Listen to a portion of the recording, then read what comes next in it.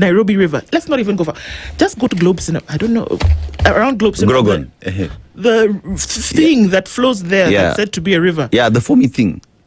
Yeah, it's foamy, actually. Yeah. They've said that you're going to be able to drink that water. Me, I'm going to the source where it's starting. I'll drink from there and carry some to Nairobi. You'll drink water. 80 billion.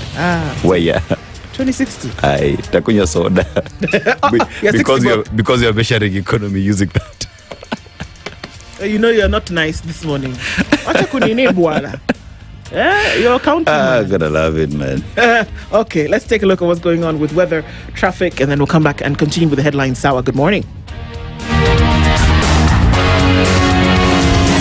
This is the Situation Room, the only way to start your day.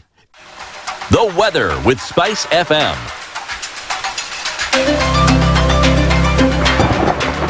Okay, cloudy conditions in Nairobi this morning at 11. We'll see a high of 25, and it's 14 and clear into Nakuru, and sunny conditions at 12 in Nyeri. Eldoret is clear at 13, and we'll see a high of 24. Clear conditions in Kisumu at 20, and it's clear at 17 into Kakamega.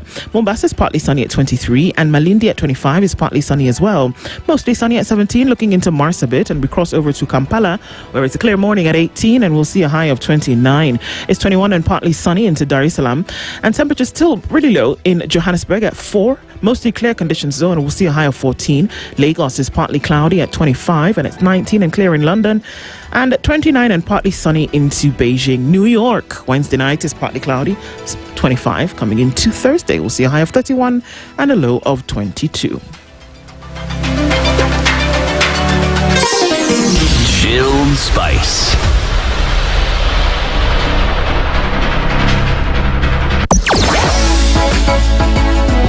Sugar and spice and everything nice. Spice FM. Spice up your life. Traffic. All right, is it a crazy Thursday morning? Well, not just yet. Let's take a look and see what's happening as you get into the city coming off of the Thika Superhighway, and no thing, just a little bit of traffic as you come off of the Pangani underpass with that traffic this morning. And as you're coming in from Juro on Kangundo Road, you're going to touch on Outer Ring with a little bit of traffic at the junction, but nothing too scary right now. And it looks like it's going to flow smoothly for now, but we'll keep an eye on things as we get into Thursday proper. There seems to be a little bit of a buildup of traffic on Langata Road, but we'll see what happens as we get closer to traffic hour as well. For now, it's Easy Street. Enjoy it while you can and keep us abreast of what's going on in your neck of the woods. We'll talk and keep things moving. SpiceFM KE on X, hashtag The Situation Room. As the sun rises, so do we, as we trust it to rise and set without any worries interrupting your day. StarTime's home solar solution with solar panels, hybrid inverter, and lithium battery. Powering your prosperity and happier life. Empowering you to do the things that really matter. A complete and reliable home solar solution. Call us today. StarTime Solar. Power your life. Mature, intelligent talk every morning. Spice up yourself.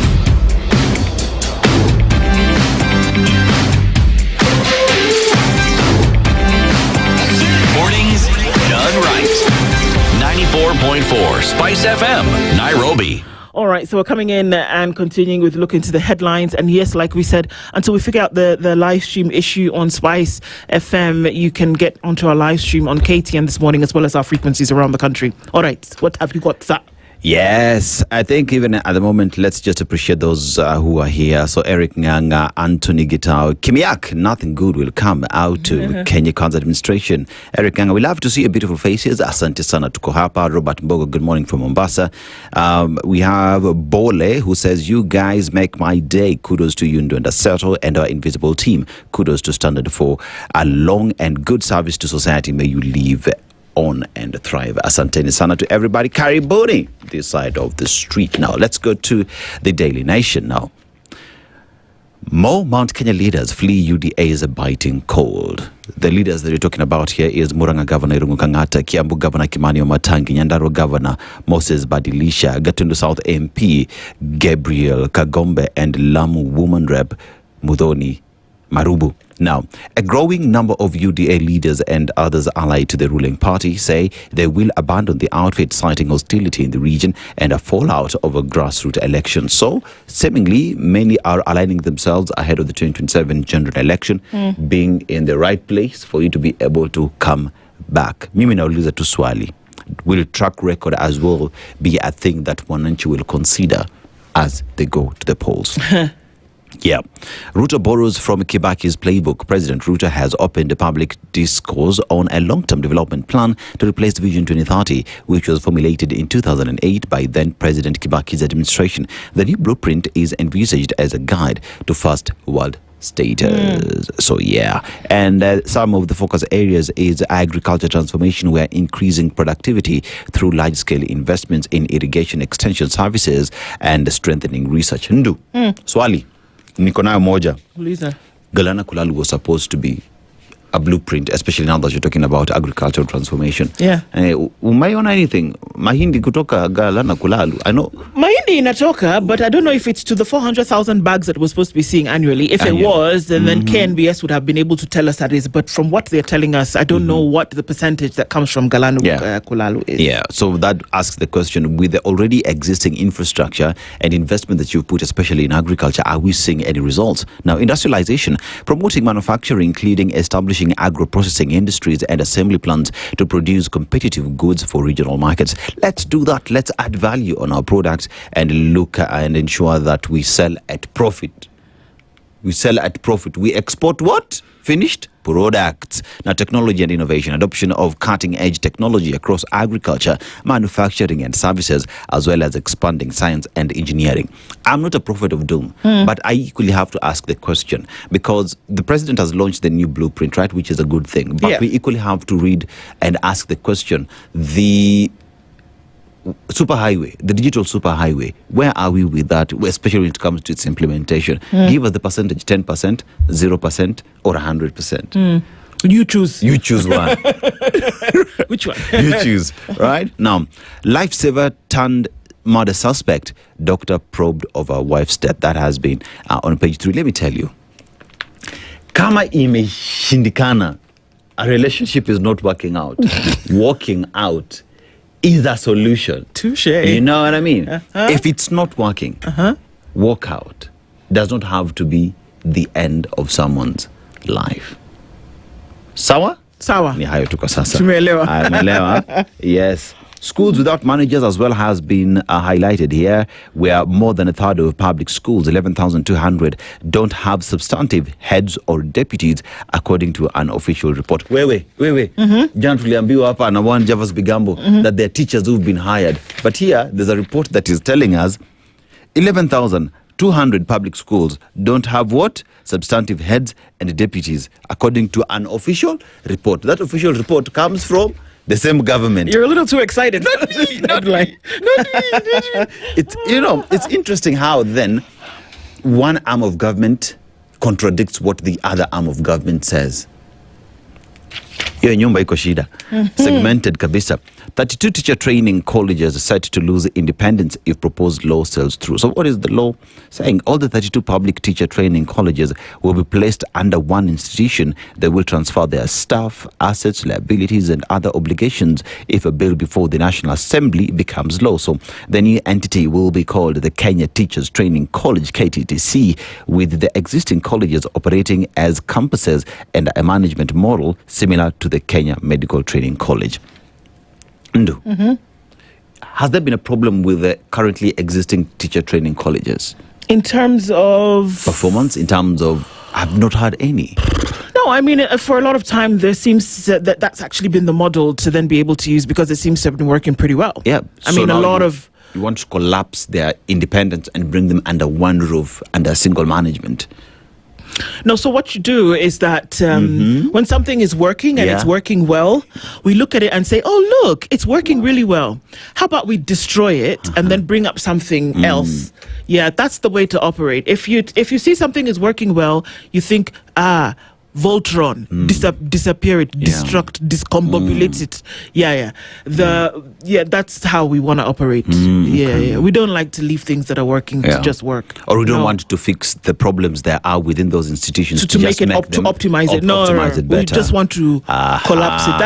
That's the way we. That's our modus operandi. Right. So acting school heads owed 2.2 billion shillings, according to Teachers Service Commission. Acting school heads are owed 2.2 billion shillings. Sips coffee. The people who invigilated the exams from KJSEA to KPSEA to KCSE. Yeah. You see, if you want to go to Singapore, you must do what Singapore did. And Singapore invested in education big time. I remember Lee Kuan Yew also saying that this country will speak English and we will invest in making sure that we do that aside from just doing education and science and technology. We will invest in that, but this will be an English-speaking country. Right. Okay. Tunataka kwenda Singapore. Education lazima we invest in it, whether we kithni or we ndekni. How Uhuru Ruto diluted Vision 2030 blueprint. Scare your headline. How Uhuru Ruto diluted Vision 2030. And this is the thing.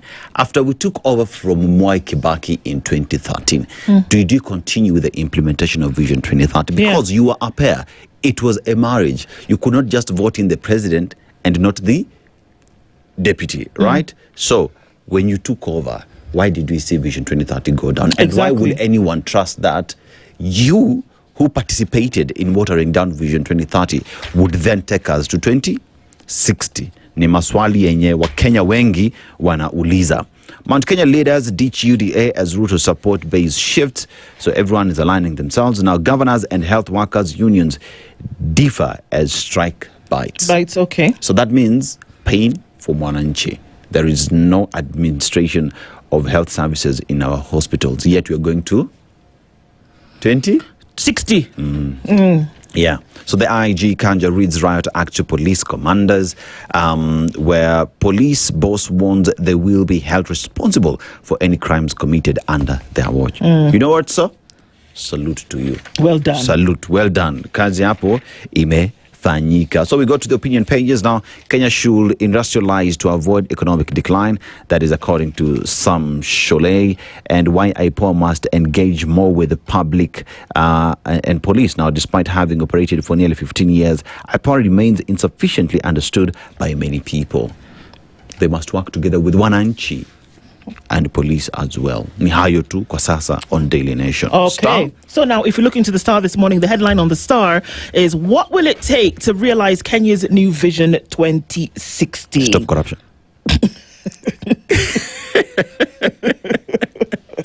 Sawa, that's the answer. That's the answer. You want to get, in fact, you can get to 2060 tomorrow. Yeah. Imagine you can, what are those things that propel people to the future? Time machine. Time machine. If you want to get into the time machine, right, and propel yourself to 2060, you know what you need to do? In fact, you were told yesterday. Yeah. Corruption, yes. End it. Economy must grow by 10% per year. For 35 years to attain first world status. Do you understand? You cannot go below 10%. That your economy must grow at least by 10% every year for 35 consecutive years if you want to get to first world status. Are you ready to do that? One of the ways in which an economy can grow, number one, access to credit for the private sector. And that's when you put, because look, economies by private sector companies are not government. Nope. But what government does, am I preaching? Create a conducive environment in which these things can happen. Can you keep the cost of licensing low? Can you keep the cost of farm? If you want to say you're going to build it on the back of agriculture, are you putting and making farm imports to farm elements low, agriculture elements low? Are you making sure that the cost of production remains low? Are you manufacturing and selling for profit. Export? Are you doing that? If you're not doing those things, your economy will not grow. And if you're also making sure that the basics, Maslow's hierarchy, you can apply that to a state. If the basics are not working, Apo tu tukonashi, duh. We're expecting anywhere where. That's just what I understand. So far, they're saying, now, if you achieve this growth, and it doesn't happen like that, but once you achieve this 10% growth, then you must ensure that every year, for the next 35 years, it is at 10%. You cannot go below 10%. And so you need to look at the things that's going to make the economy grow. We're going to have this conversation with Ramogi Odhiambo at 8 o'clock. Yes. So we can look into the tenets of some of these things. Because if you're really serious about building a house, how about you get all the material that you need to then be able to do so? Yes. I really, really want to get to 2060. You do? But I think the president and leadership has to convince me that they've put everything that is needed for us to end up in 2060. I want the man to win. $80,000 GDP. I want to play in that league. Absolutely. I want to play in that league. Every person, essentially, Yeah. if the country were to say, okay, we're closing down this edition of Singapore and we're done with this thing, everybody goes away with $80,000. I'm jiving with that. Yeah. The way to get there, they've showed you this is how to be able to do that. So you can tell me, oh, Singapore only has, I don't know how many million people. No, it's okay. The principle here that can be applicable anywhere. Right. What else are we seeing on the headlines this morning? Protests left 138 dead, 1,227 injured, and 2,128 arrested, according to this report, over the last 6 years. Yeah, it doesn't look too fun. Yeah. Grave danger. Stadium expansion sparks dispute over Eldoret Cemetery. Yeah. Tell us. Please leave us our cemetery alone. Yeah, because we have stories to tell, Bana. We have stories to tell. But yeah, the stadium that is Kipchoge is just next to a cemetery that has been there for ages. So I think those who have their loved ones there are like, yo, stop disturbing our people. So that does exist. So I think it's Kiplombe. Yeah. Kiplombe. Kenyan embassies plagued by poor repairs and security lapses, shows audit report. And you want to go to where? Singapore. This is a report. It's telling us that although the government has spent more than 1.3 billion shillings to renovate Kenya's diplomatic missions in New York and Washington, the buildings are still in poor condition. This is according to the Auditor General. An audit of 26 Kenyan missions abroad presents a troubling picture of embassies plagued by poor workmanship, aging infrastructure, glaring security lapses, and delayed projects, despite continued spending on renovations and maintenance. So where does the money go? I have a proposal. Here we go. If you're struggling with New York, we have Jirani there who's the mayor. Zohran Mamdani. This is just from Uganda here. Yeah, we can have a one-on-one. ask him. He's doing an amazing thing in New York. Talk to him. He will help you out. It's also helping deal with rogue landlords and also fighting the rat menace in New York. Don't think those problems just exist here. They're also there, but he's dealing with them. Let's have a conversation with the gentleman. If we ourselves cannot get the right people to fix those embassies and missions. Okay, you know this thing, eh? You have to look at the whole picture. And that when you talk about state development, it's not just in where you are domiciled, that because of you're part of the global ecosystem, that how you operate within country and externally also points to how you grow economically. It does. What kind of picture do you show? It's like my friend who says, you know what? You're going for a business deal. You have to show the part so that the people who are going to engage you in this deal will take you seriously. You're not going to come with a dirty shirt and unpolished shoes. You're going to put on your best because you want to show these guys that you know what you're all about. Now, if your embassy is looking a certain kind of way, I visited the embassy in some of the countries whereby the folks who are ruling the roost are actually sitting in this coop. I remember I visited the Kenyan embassy in Belgium. Bitang Ndemo was the ambassador there. You gotta love it. You get there and you see the Kenyan flag, the entrance, the way you're welcomed. You speak Swahili in a French-speaking country. Proper. Nice. If the same could only be applied across all missions, then you'd say. And look at the job that Bitang Ndemo was doing, especially putting Kenya's technological prowess on the map. Gotta love it. Gotta love it. Okay. Stadium expand. This was when we looked at, of course, looking at what's happening in Eldoret. And free IDs trigger rise in application. So before the Mombasa Huduma Center has recorded a 250% increase in the number of Kenyans applying for and replacing their national identification since President William Ruto's directive scrapping ID fees took effect. If you needed an example of the reason why you didn't see certain things, here it is. And if you have to wonder, how much was it to get an ID? 1,000 shillings? Yep. To replace one was 300? To replace was 1,000, or to get two of those. Yeah. It can invert the two. But you needed to pay some money. Now, let me tell you, you should understand what people are telling you by their inaction. And then you should also understand what people are telling you by their action based on a directive that you gave. Yes. When you put it there, what did you see? A sudden decline in ID applications.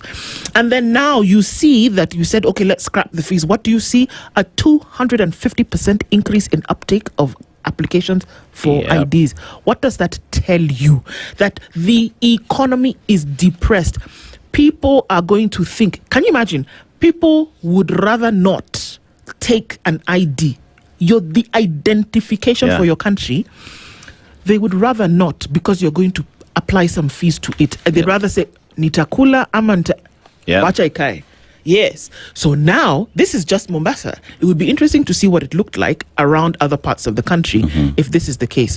So, this is data and information that you can bank. So tomorrow, when you sit and the advisors tell you, oh, we're looking for money, maybe we need to charge people for IDs, then you can say, no, it didn't work last time. It's not going to work this time.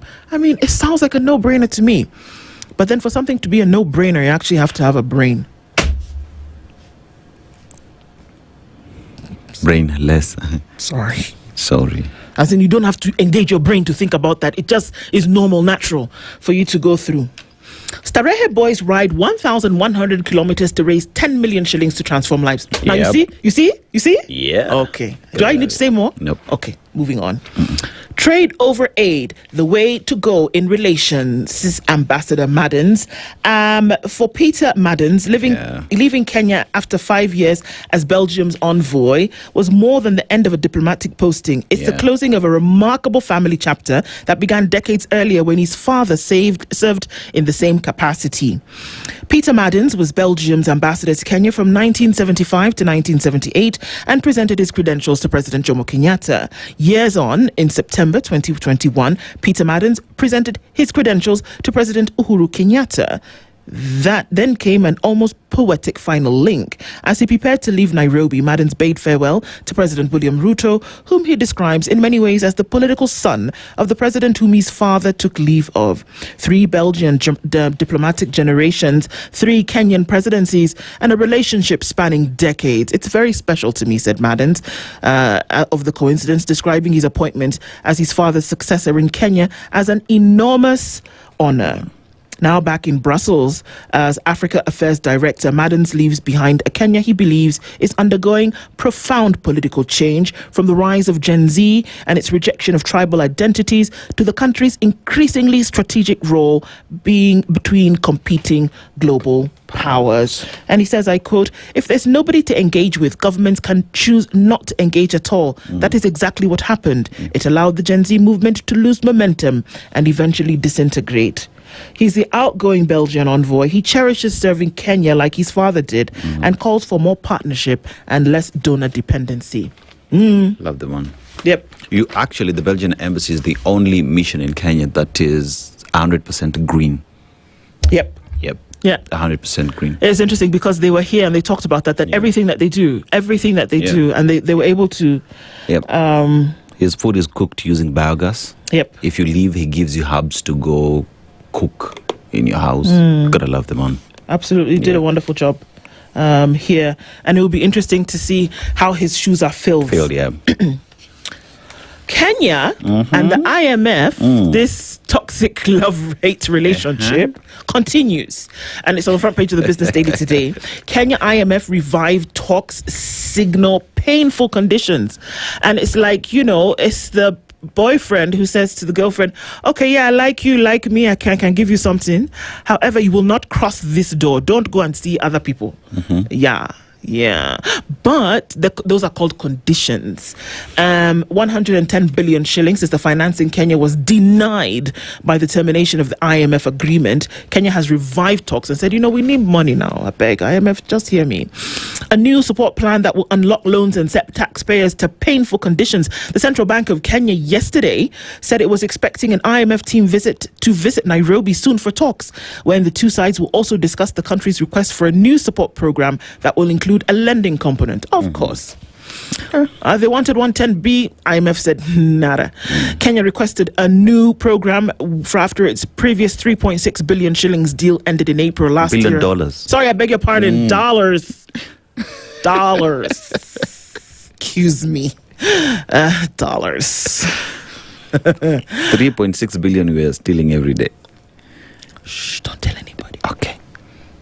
That ended in April last year on the back of failure to meet agreed conditions. So I'm going to give you money, but I expect you to do certain things. Yep. Then you don't do those certain things. I'm going to do what? Take my money back. Yeah. Or not give it to you at all. CBK Governor Kamal Thuge said an IMF team was expected to visit Nairobi shortly, and they're going to be brokering this thing and saying, come on, guys, come on. Let's see if we can talk. Can we talk for a minute? Yeah. So that's No, we shouldn't. Girl, I want to know your name. IMF. You're stupid. Hey, all right, Tower, good morning. It's 7 o'clock. Sugar and spice and everything nice. Spice FM. Spice up your life. The latest news from around the world. 94.4 Spice FM.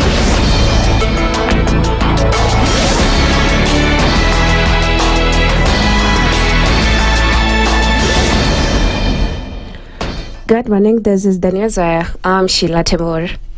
Inspector General of Police Douglas Kanja has directed police commanders to immediately suspend officers responsible for a suspect who dies in police custody pending investigations. The directive applies to the officer who records the incident in the occurrence book, the officer guarding the cell, and the officer on duty at the time of the death. Speaking to regional police commanders, Kanja said the move is intended to ensure that deaths in police custody are thoroughly investigated. He warned that commanders who fail to hold their officers accountable will face disciplinary action. The OB recorder, the cell sentry, and the duty officer, those officers must be interdicted immediately, pending investigation of whatever happened.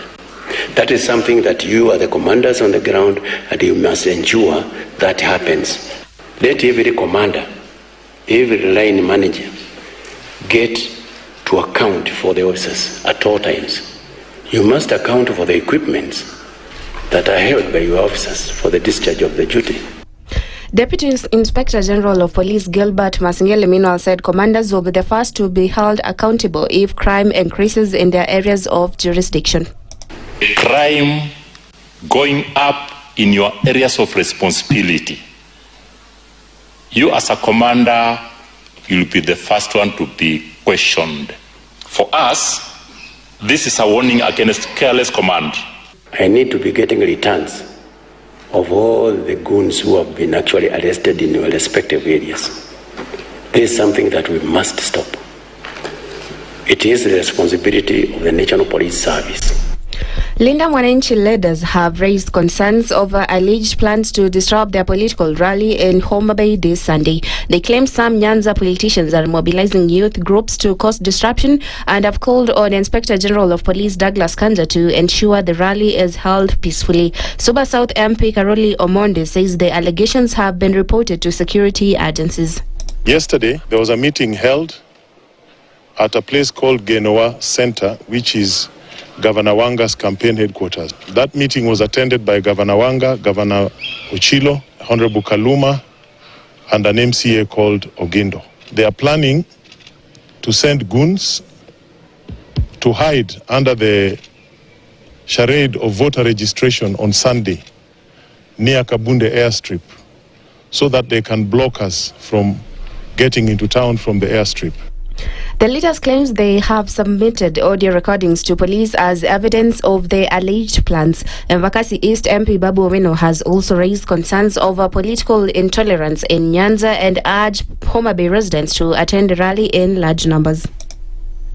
The governor of Homa Bay, in her lack of wisdom, has decided to recruit goons to kill her own people in Homa Bay. We went to Bungoma that hosts the Speaker of National Assembly. There was no goonism organized against us. Nyanza region, that only has 2 cabinet secretaries, are seriously organizing for a bloodbath on Sunday. Even though we are all targeted, they have specifically mentioned Honorable Babu Owino and Governor James Orengo in those audios as people that they really want to do harm to. Douglas Kanja. We already shared the audios with him, informing him that this is what is being planned in Homa Bay. And 2 more suspects have surrendered to police in connection with the killing of 61-year-old businessman Nathan Masai Wasama in Cheptais, Bungoma County, bringing the total number in custody to 5. The DCI says the suspects will be arraigned once investigations are complete. Wasama was shot dead at his shop on 8th August, while a woman was also injured and remains in stable condition. Police have recovered several items, including 3 motorcycles, weapons, and mobile phones, following the arrest of 3 other suspects. And that's the news. I'm Sheila Tembor.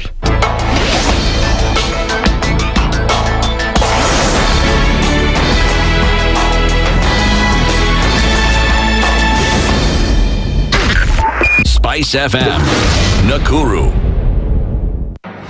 The following takes place from 6 a.m. to 10 a.m. every weekday on SpiceFM.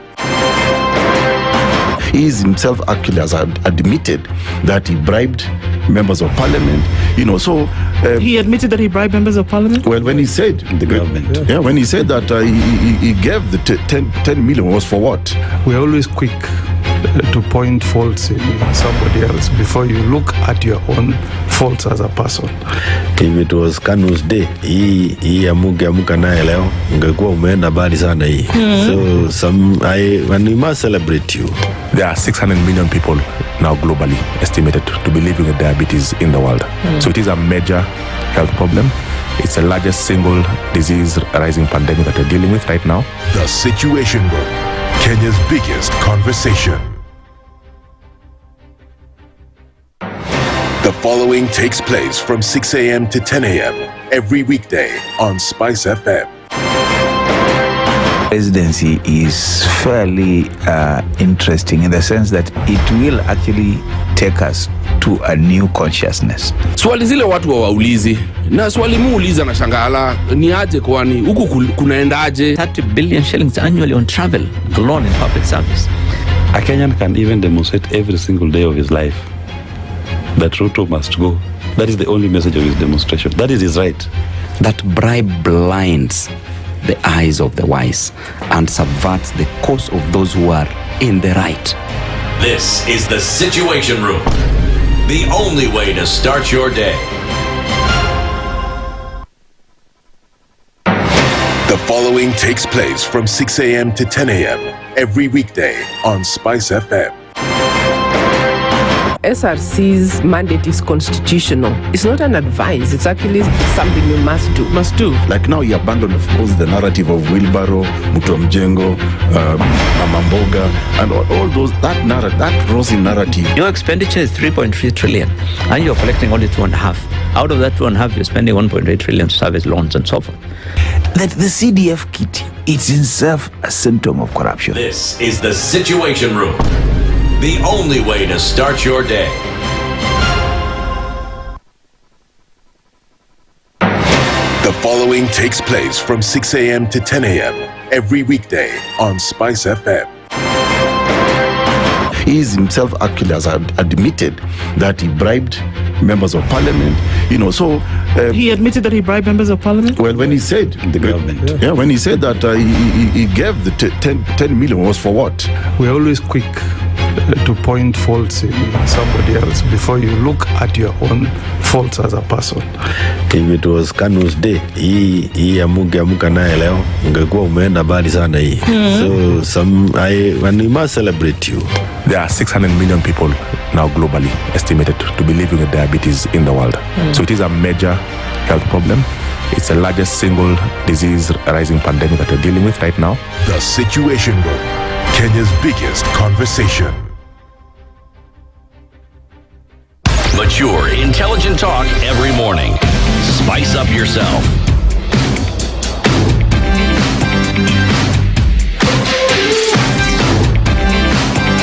Mornings done right.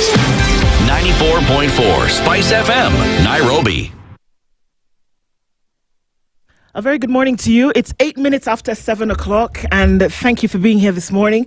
It's Thursday, the 13th of August. At 9 minutes after 7, this is the Situation Room, and we're getting into our Justice Thursday conversation for the morning. Yes, our live streams, we'll continue to get them on KTN this morning. And our audience on KTN, a very good morning and a welcome to you as you're listening to the Situation Room across the country, the region, and the world. Asante sana for being here this morning.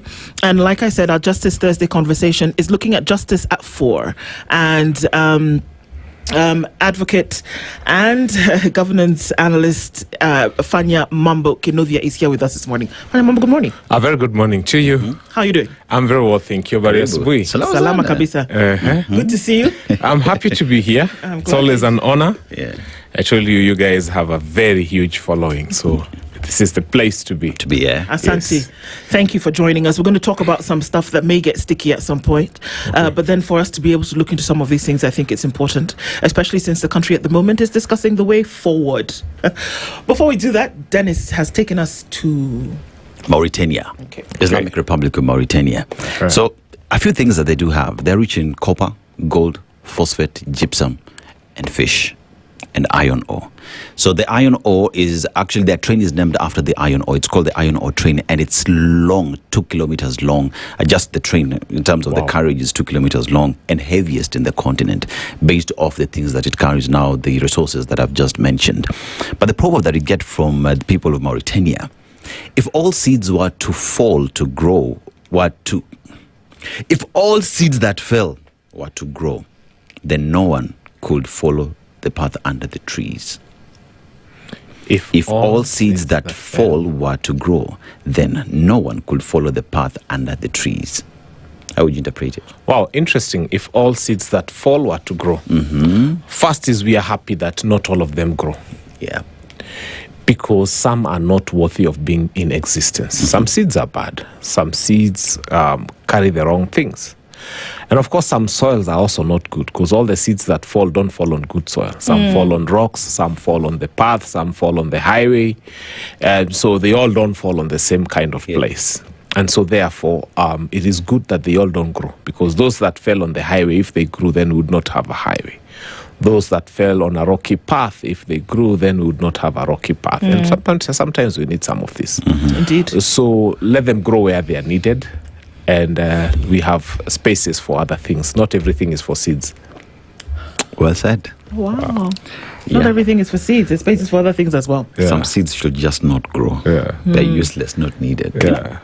Well said, well interpreted. I think if you Kenyanize it, there are some politicians you look at speaking on TV and you pray that they never get children, because their seed, if propagated, will be another problem in the generations to come.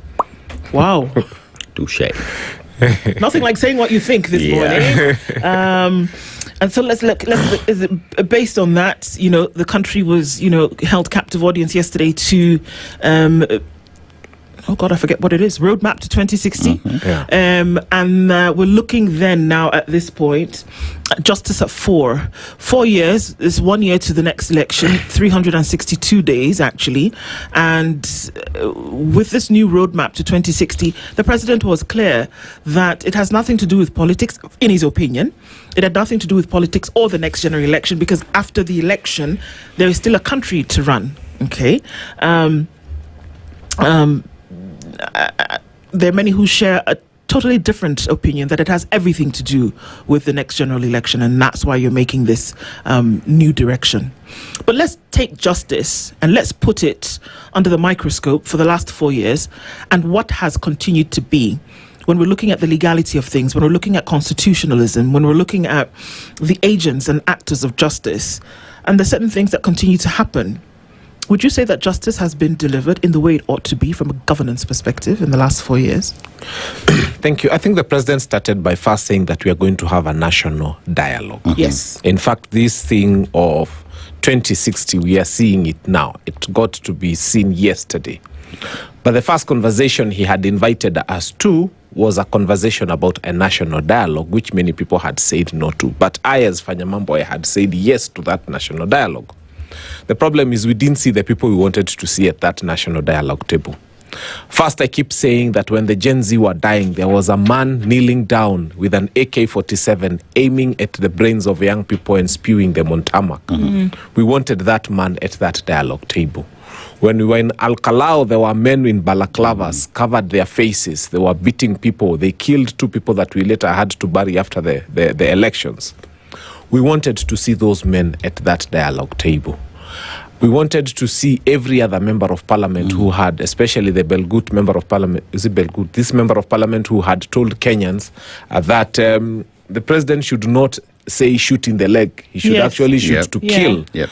So the kind of people we wanted to see at that dialogue table were not there. We wanted to see the people who were in the cell with Albert Ojwang when he lost his life. We wanted to see the people who had been used to beat up young people and abduct them and make them disappear. We wanted people who would come and give us an explanation as to where 200 young people plus have disappeared to.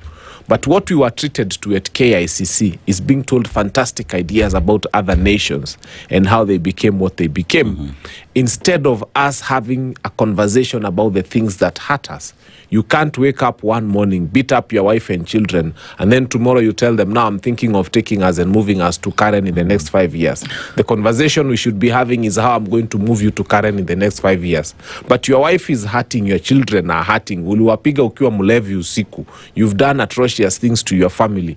Then you're telling them, in the next 5 years, we are all going to be living in Karen. Tutatoka hapa Mukuru Kayaba, tutaenda kuishi Karen. But you don't want to have a conversation about the uncomfortable things that your family is telling you. And that is what was happening at KICC. He keeps mentioning Singapore and telling us about Singapore, but he doesn't mention those things that make Singapore Singapore. The first one is, when the president of that country or republic or state called Singapore wants to come here, he comes here in a Turkish Airlines branded aircraft.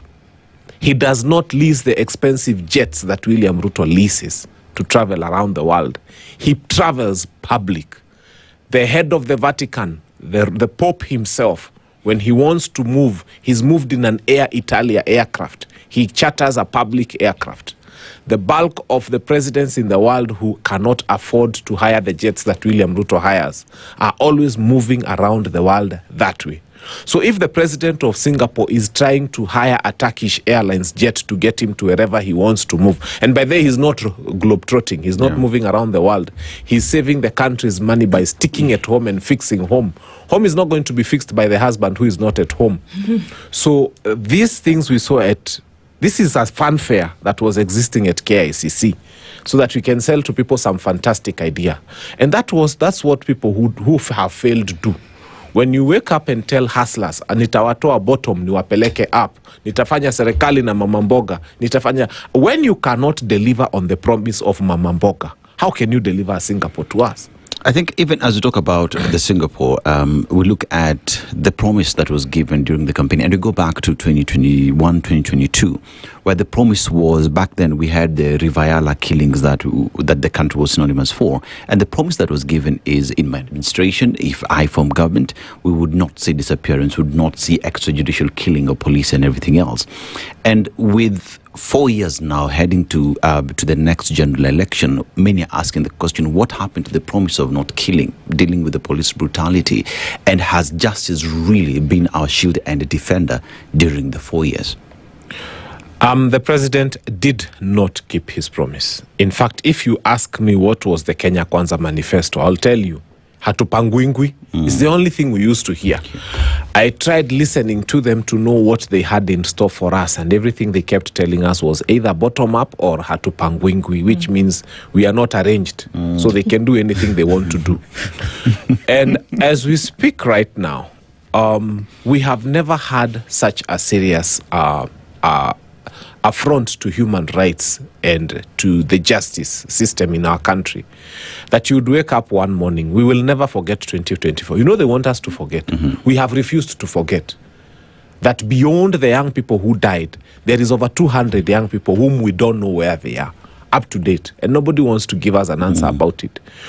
This is the first time since independence we've seen the number of Subarus that we have seen. Men in balaclavas doing the things they are doing, abducting people, taking them to unknown places, you know, killing them, returning some of them maimed. This is something that we had never signed up for as a country. And their only crime is to ask the government, why are you bringing us a finance bill that is extortionist in nature? Their only crime is to tell the government that what you are doing to us is wrong and we don't want this happening to us. So we do not see justice. He's promising us Singapore, but he has taken the Haiti route. He's promising us Singapore, but he's taking us to Kosovo. We can clearly see that this direction goes to Singapore, to Kosovo, because the road to Singapore is paved with a fight against corruption. The road to Singapore has got pavements that read, do not steal from the public, do not waste public resources, plan your future well, stop governors from becoming extravagant. That is the road to Singapore. But the road to Kosovo, the road to Haiti, the road to these failed countries and states looks like what we are having now. That you can wake up one morning and you have goons working hand in hand with police to beat up innocent citizens for demanding for what is rightfully theirs. So you cannot put us on the wrong direction and then tell us that we are going to get to where we are going. William Ruto has to wait a minute, stop, sit, and rethink. The only thing, in fact, none of us ever voted for the Singapore dream. Let's start there. Anybody who voted for William Ruto had voted for the bottom-up economic model. Alikuwa anataka shida za watu wa bodaboda, mama mboga, watu wa chini, zisotiwe. That's what people voted for. Why are you giving them something they never voted for? Nobody asked you to take them to Singapore. Nobody asked you ever in their lifetime that they want these fantastic dreams and ideas. The only things that Kenyans told you is, saidia mama mboga, atoke bottom, aende up. But now you are not doing it. Now the next thing now you're doing is promising fantasies. And what dictators do across the world is when they realize they've not delivered what they were supposed to deliver, they give you a dream about a year that they know they're not going to be alive, you know? And then they start telling you, now this is where I'm taking you. We have not asked you about 2060 when our children are at home. We have more than 130,000 children who were not able to make it to grade 10 transition. Can we fix that? We are not going to go to Singapore with people who have not had high school education. Okay? Right now, the university funding model imewashinda. Walileta kitu tofauti, it has not worked for them. Now children are being told they have to start doing harambes to go to the university. If you cannot go to the university and get a degree, how do you go to Singapore? Singapore is an industrial nation. Singapore is a scientific space. Singapore is a place where a lot of education has been pumped into the people. You know, you cannot build these skyscrapers if you are dimwits. Mutajenga nyumba za matope. So it needs architects, it needs engineers, it needs doctors, it needs people who are learned. You are not fixing university education and then you are telling us you'll take us to Singapore. Dimwits will not go to Singapore. We want to make sure that our people first are able to get the basics right. Hungry people don't go to Singapore. Many Kenyans today are now fixing only one meal a day. Indeed. Like an animal. Just one meal, and that's all you can afford. Now, that person who is not able to fix 3 meals a day is being told that they are being taken to a fantastic place with skyscrapers. So that is not going to work. This fantasy is unwarranted for the nation right now. That was our waste of our time and money at KICC. What Kenyans want to hear is how I'll wake up tomorrow morning and I can pay my medical bill. Now, not too far away from KICC yesterday, there was a symposium that was taking place where IG Douglas Kanja oversaw. And when we're talking about justice at 4, you know, what we are looking at here, there are many things that have gone under the table. In the last 2 weeks, 2 men have died in police custody. One was Eric Otieno at the Muthaiga police station, and another one was a gentleman called George Makau, just here in Machakos. Yes. Yesterday, IG Douglas Kanja has ordered the immediate interdiction of officers in charge whenever a detainee dies while in police custody. He's not waiting for Dr. Ojwang at IPOA to wake up and say, okay, this is what's going on. He's not waiting for the courts to, whatever. It maybe has come late in the game because too many Kenyans have died. And I do not care if it is one. If it is one, I am saying too many Kenyans have died while in police custody, without explanation or without somebody paying the price. Yes, there are trials, there are inquests going on, but too many Kenyans have died. IG Kanja perhaps has made the most robust declaration on something like this. He's not saying, come and start asking questions, let's come and go and do postmortem, let us view CCTV cameras. No, he said very clearly, unequivocally, in probably some of the most stern manner I've ever seen IG Kanja discuss. And he said, officers in charge, interdict them immediately. Don't wait to pass go and collect 200. Do it now. He went on to say that he's identified the OB recording officer, call sentry and duty officers as those who should face interdiction pending investigations into the circumstances of a detainee's death. So don't wait to ask questions later. Do it now. It was issued on Wednesday during a sensitization forum on new service standing orders and police reforms at the Leadership Academy in Gong.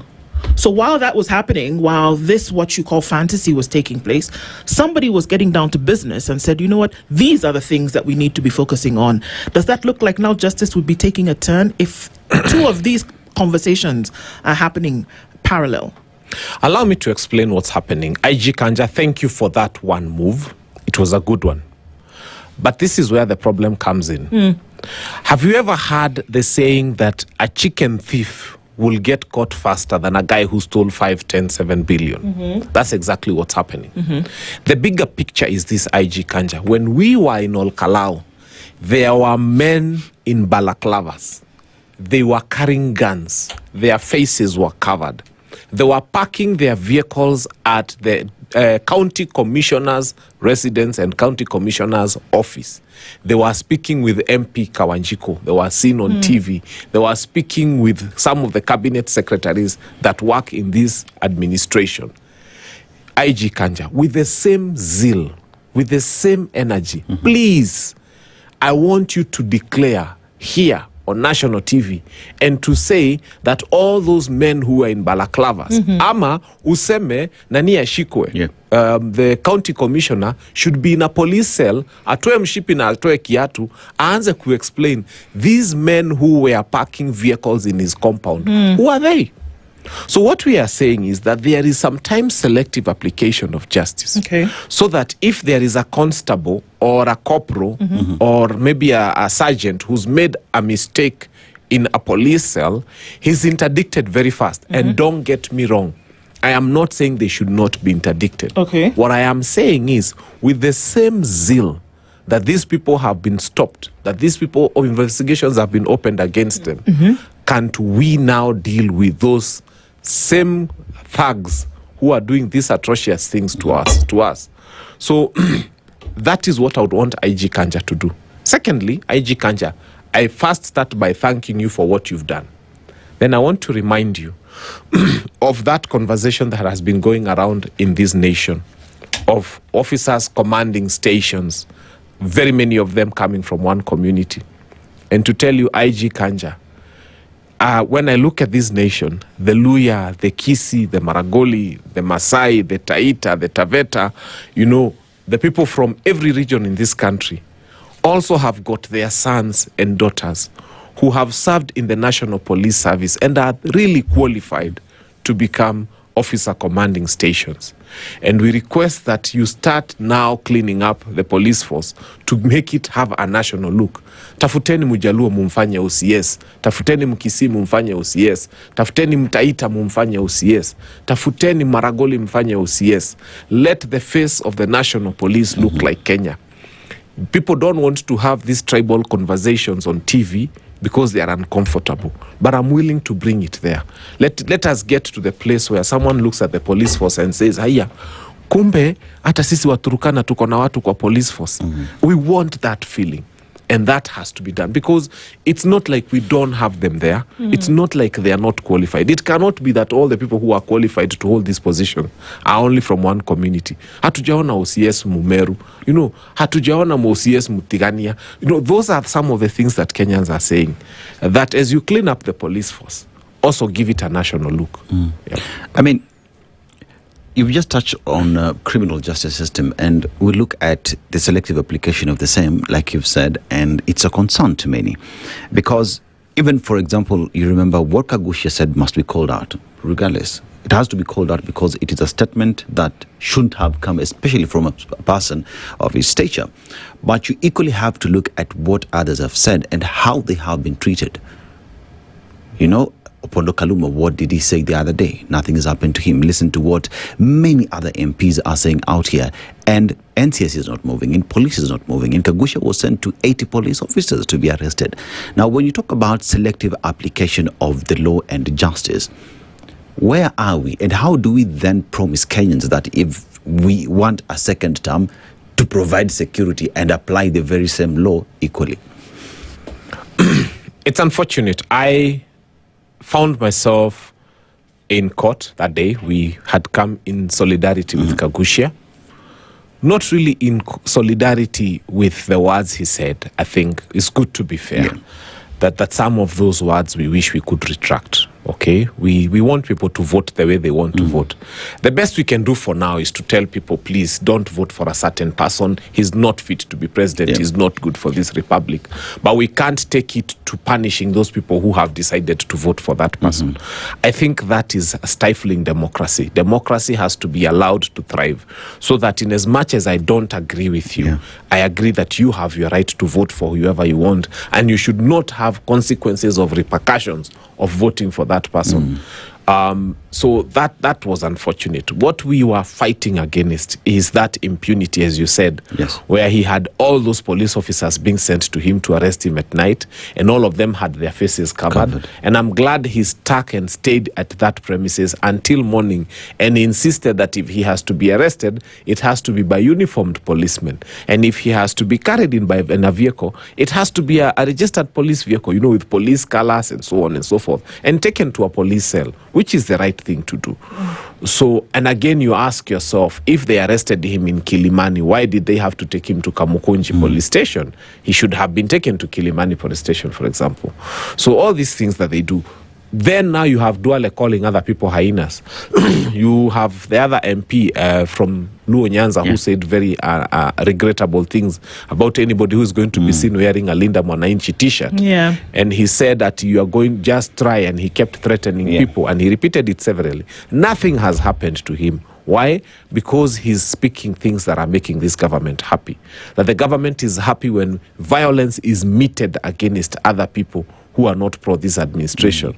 But when people who are pro the administration are threatened with violence, then the government comes with a very heavy hammer on those people. Let the law apply equally. Let everybody feel that they are protected under the cover of the law. I mean, some of us have had the opportunity on very many media houses to say nationally divisive things, things that could actually ban this nation.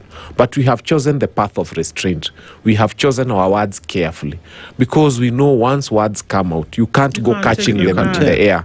So let us all be people who practice restraint, and in Rwanda began that way. It began by people calling others rats and saying that they should not exist, they shouldn't be there. Everybody has a right to exist in this country. Just campaign for your candidate, allow the others to do their part, and let Kenyans make the decision. Let's take a break at this point, but we're going to come back. And it was interesting that since we're talking justice at 4, the president had an interesting thing to say about the Constitution yesterday. And we're going to come back and look at constitutionalism at 4 as well within this Justice Thursday conversation with Fanya Mambo Kenovia. And then what does it mean when the president is saying perhaps we need a new constitution where we don't have to consult the people? Okay, we'll be back. This is the Situation Room, the only way to start your day. Traffic traffic.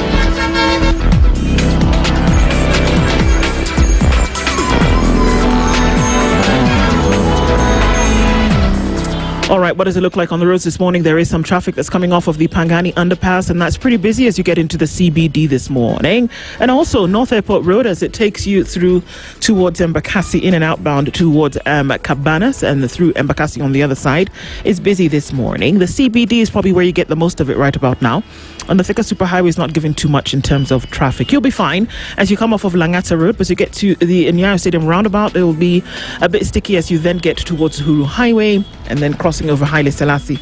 So it's one to watch as we get into traffic hour. Let's talk and keep things moving. SpiceFM KE on X, hashtag the Situation Room.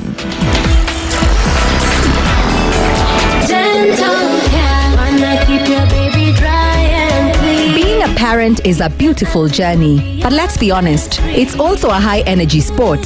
When your little one is comfortable, dry and free to explore, there's absolutely nothing stopping them. That's why this week on Sugar and Spice, we are celebrating your child's unstoppable milestones in partnership with Bidco. Tune in weekdays from 11 a.m., share your toddler's most unstoppable moments with us, and you could win a premium Gentle Care baby pants hamper from Bidco. For the unstoppable, for the mother who cares. Mature, intelligent talk every morning. Spice up yourself.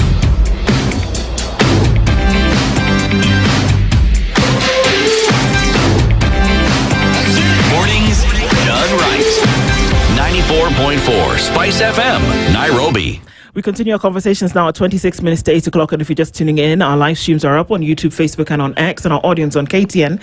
A very good morning to you. Justice at 4 is our Justice Thursday conversation this morning, and advocate Fanya Mambo Kenothia is here with us. Fanya Mambo, the president seems to imagine that we're going to be having this conversation in the space of a new constitution. Constitution that was promulgated in 2010 is just, about 16 years old now in terms of schedules of implementation of the Constitution. Some of those are yet to be completed. Some of them have not even started. But seems to imagine that the road to 2060 then needs to be paved with the walls of a new Constitution. Kenya does not need a new Constitution. Kenya needs a new president. So William Ruto, if you're uncomfortable with our Constitution, you're the one to go. Sisi tuko 50 million and we are okay with it. You alone, you're the one who is okay with it. So you leave us with our Constitution. I mean, who said he must be president? What we are telling William Ruto is simple. Please, if you feel that this Constitution is constraining you, resign as president. You don't have to be president. 50 million of us plus are okay with the Constitution. Why are you the one who wants to change it? Who told you we want it changed? When did you ever consult Kenyans and Kenyans that told you that they have a problem with the Constitution? So Kenyans are telling you, Your Excellency William Ruto, kwa heshima na unyenyekevu, kama katiba yetu ambayo uliapishwa nayo imekushinda, please leave us alone. Resign, okay? Go, maybe you can govern another country that can change the Constitution the way it wants. But for us, as far as we are concerned as Kenyans, we are happy with our Constitution. By the way, when you took oath of office in 2022, you swore to protect this Constitution. Yes. Changing it is not protecting it. Coming and saying that you don't have to consult us is not protecting the Constitution. This country belongs to over 50 million Kenyans, and they are happy with the Constitution. The few people who are not happy with it, we have a few islands very close to Mombasa there. We can pick, because we can pick them and put them in that island. They just stay there, then so that way they are not disturbed by the rest of us who are okay with it. So that you leave the bigger piece of the country to us who are comfortable with this Constitution. So we can create a small island to people who want zero constitutionalism, people who want anarchy. We just ask them, how many volunteer to go to a country without anarchy? In fact, hata hawa gunzi wamekuwa kitusumbua huku nini. All of them, we collect them, we put them there, and we say, a state that has got zero constitutionalism has been created in one of the small islands at the coast that and then wakae huko. Then all of us who believe in constitutionalism and democracy and the rule of law and elections every 5 years and consulting Kenyans and not abducting people and not killing others can remain here in peace. Yeah. It has been said that the problem that the country faces today is the fact that we have a blueprint that is the Constitution of Kenya 2010. The implementation of that Constitution is what is lacking, because the Constitution speaks of bills of rights. The Constitution speaks of rights to assembly and picket. The Constitution demands of accessible and affordable healthcare, right to education and all these things. Implementation of the blueprint that is the Constitution of Kenya, where many would say that is the vision that would take Kenya to vision 20, 100 or 60, 20, whichever way you want to look at it, is by implementing the Constitution. How would you reckon that has been? I'll tell you, the Constitution of Kenya 2010 is like a country that was running in an old Akamba bus. Okay? And then one day we woke up and decided we are buying a brand new bus. Brand new shocks, it's airmatic suspension, the seats are new, it's got aircon, it's a wonderful new bus. The problem comes in here. We want to take a driver who is a rogue driver or a bad driver and put them in charge of a new bus. That bus will end up in a ditch. Buying a new bus is one thing, but then you must have the right driver for that bus. You must get a driver who understands that the suspension of this bus is airmatic, that this bus is now automatic, that this bus has got doors that open with a button and the doors are sliding. That's our new Constitution 2010. It requires of us that every time we are choosing the driver for the bus, we must be meticulous and we must get a polished person. And we must get a person who appreciates that this new bus comes with a lot of features. So what we have done is we've created a very good document, but we've entrusted the wrong people with the implementation of that document. And those people don't mean well for this country. And that's why they wake up. Kagushia has been ordered, the court has ordered the OCS to release Kagushia. And there's an existing court order, and they detain him until morning. That is warrant disrespect of the Constitution. And those are the things that we are saying are not the things we want to move into 2027. We want to see people who practice restraint in dealing with other mwananchi, and to realize that nobody is more mwananchi than the other one. We are all equal under the law. Let us respect one another. Yeah. How can you, or what constitutionally, we've understood that if the people of Kenya are dissatisfied with the way in which things are happening, that then it seems as though the answer or the solution to that is to then express this dissatisfaction when you go to the polls. Because if we look at it, we study elections and we study election results, that Kenyans actually vote in an interesting manner. Kenyans don't necessarily vote in people, they vote out others. So the dissatisfaction that you feel comes and shows very clearly in the vote. Because if it were that you were voting in someone, usually the person that was supposed to come and save, then you would see that person in. But Kenyans have the practice of voting people out. And it seems as though if you brought in the person that you feel would then be able to do this, then perhaps you'd then be able to move. Can that be changed? And how would you see that actually happening? That then don't go to the ballot in anger and say, well, this hasn't worked and this hasn't worked, and I'm going to vote in anybody to come and do the thing.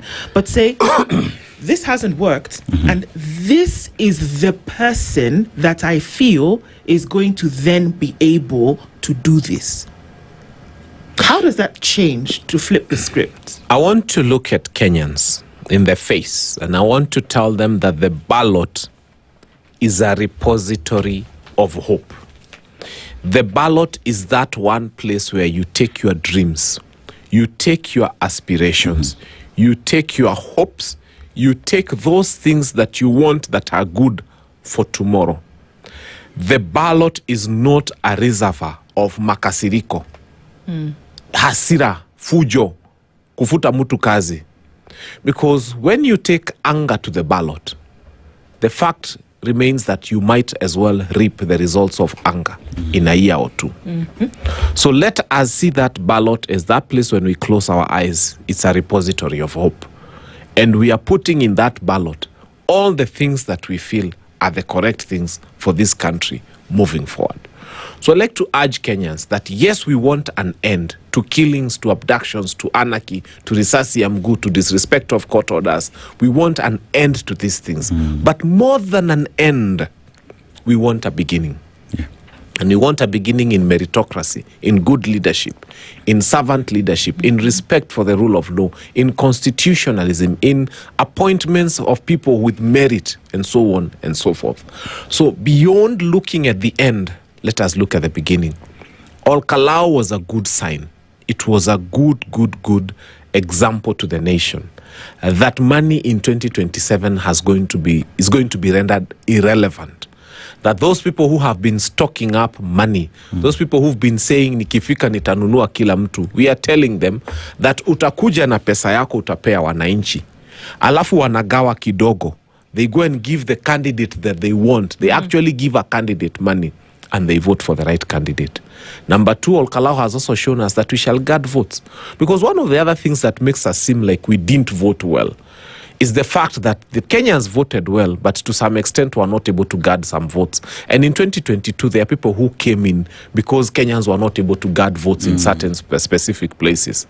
Now we are seeing the example of Olkalau, and it's going to be replicated across the country, where Kenyans are saying, beyond casting our vote, we shall make sure that our vote counts, and we shall make sure that our votes are not stolen. So that tomorrow morning, we don't have the same terrible people laughing at us and saying, niliwanyorosha kwa uchaguzi, yet we know what happened.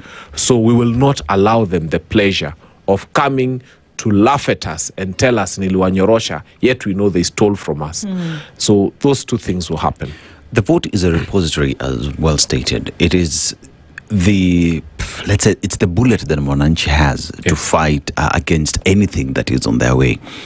But with that, then, we equally have to look insular in political parties on the kind of individuals that they offer to Wananchi, because it will be utter useless if we vote in the very same people that have led us where we are today. So from political parties, are political parties then sieving individuals that they offer to Wananchi because you don't want to repeat the same mistake ever again?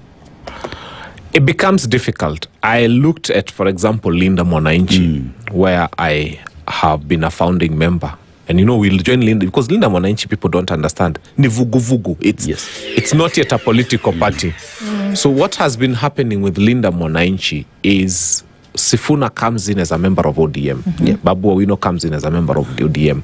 Fanyamambo comes to Linda Mwananchi as a member of DCP. We have people who come to Linda Mwananchi as members of Jubilee and others as members of Wiper. People have their constituent parties, but we support this movement. And I've always said very clearly, I'm in DCP, and I'm in DCP to stay. So the question here becomes, political parties, what will they offer?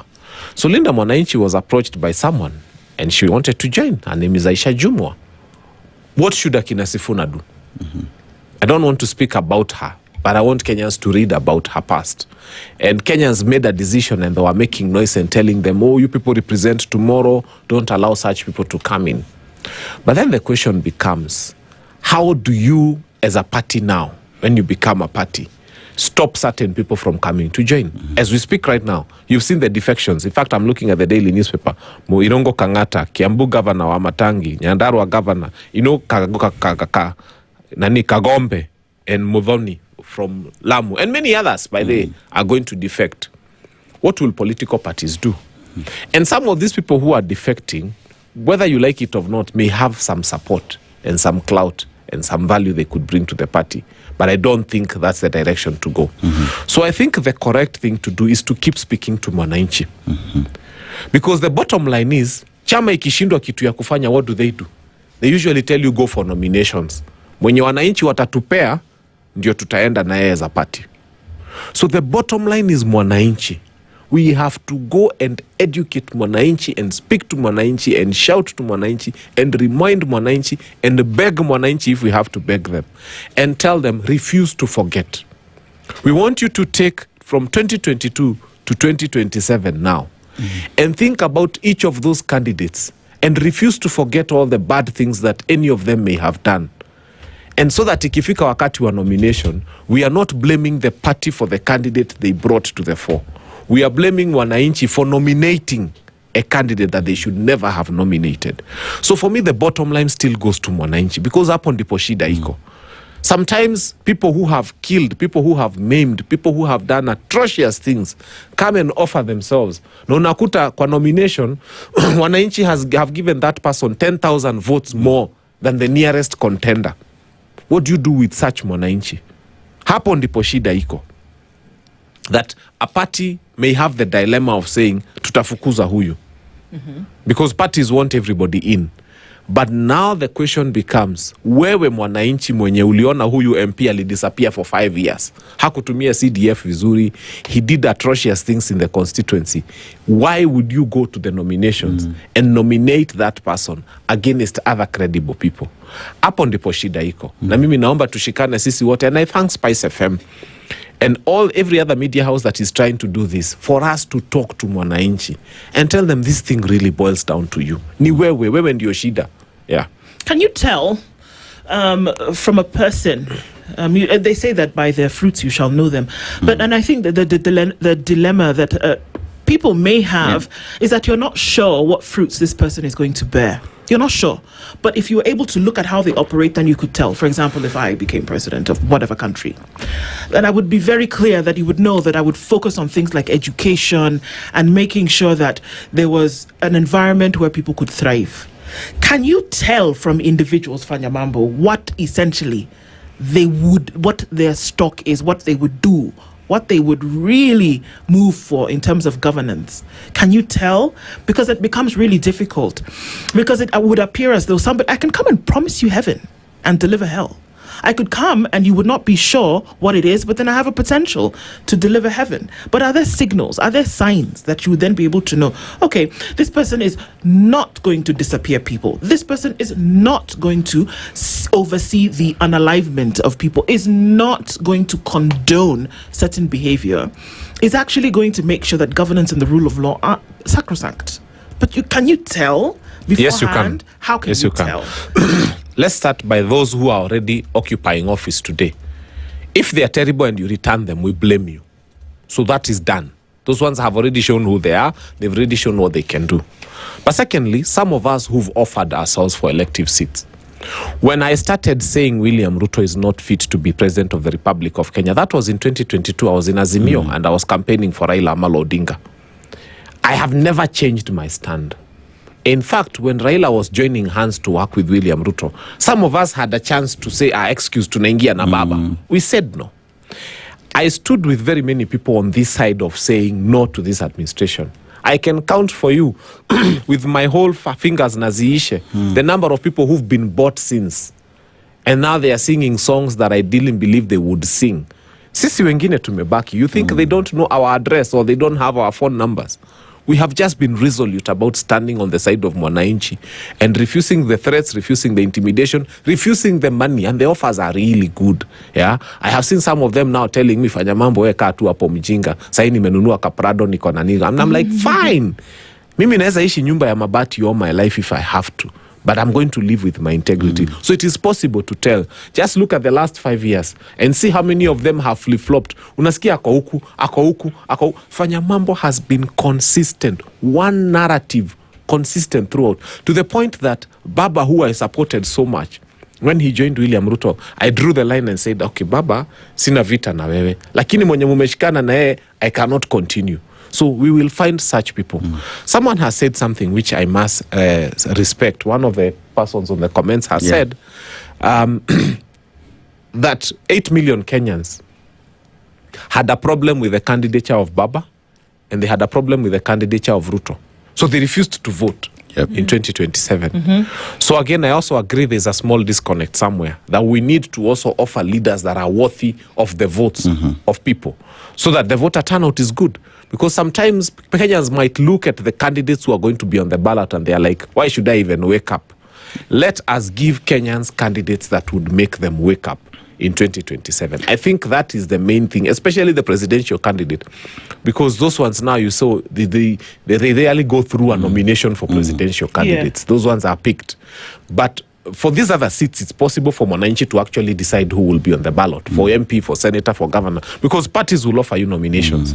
But for the presidential candidate, we must make sure that there are men and women worthy of making people wake up at 4 a.m. Otherwise, kuna majina munaweza eka hapo, atafanya mambo akiwa anajisikia kuamka ashindwe kuamka.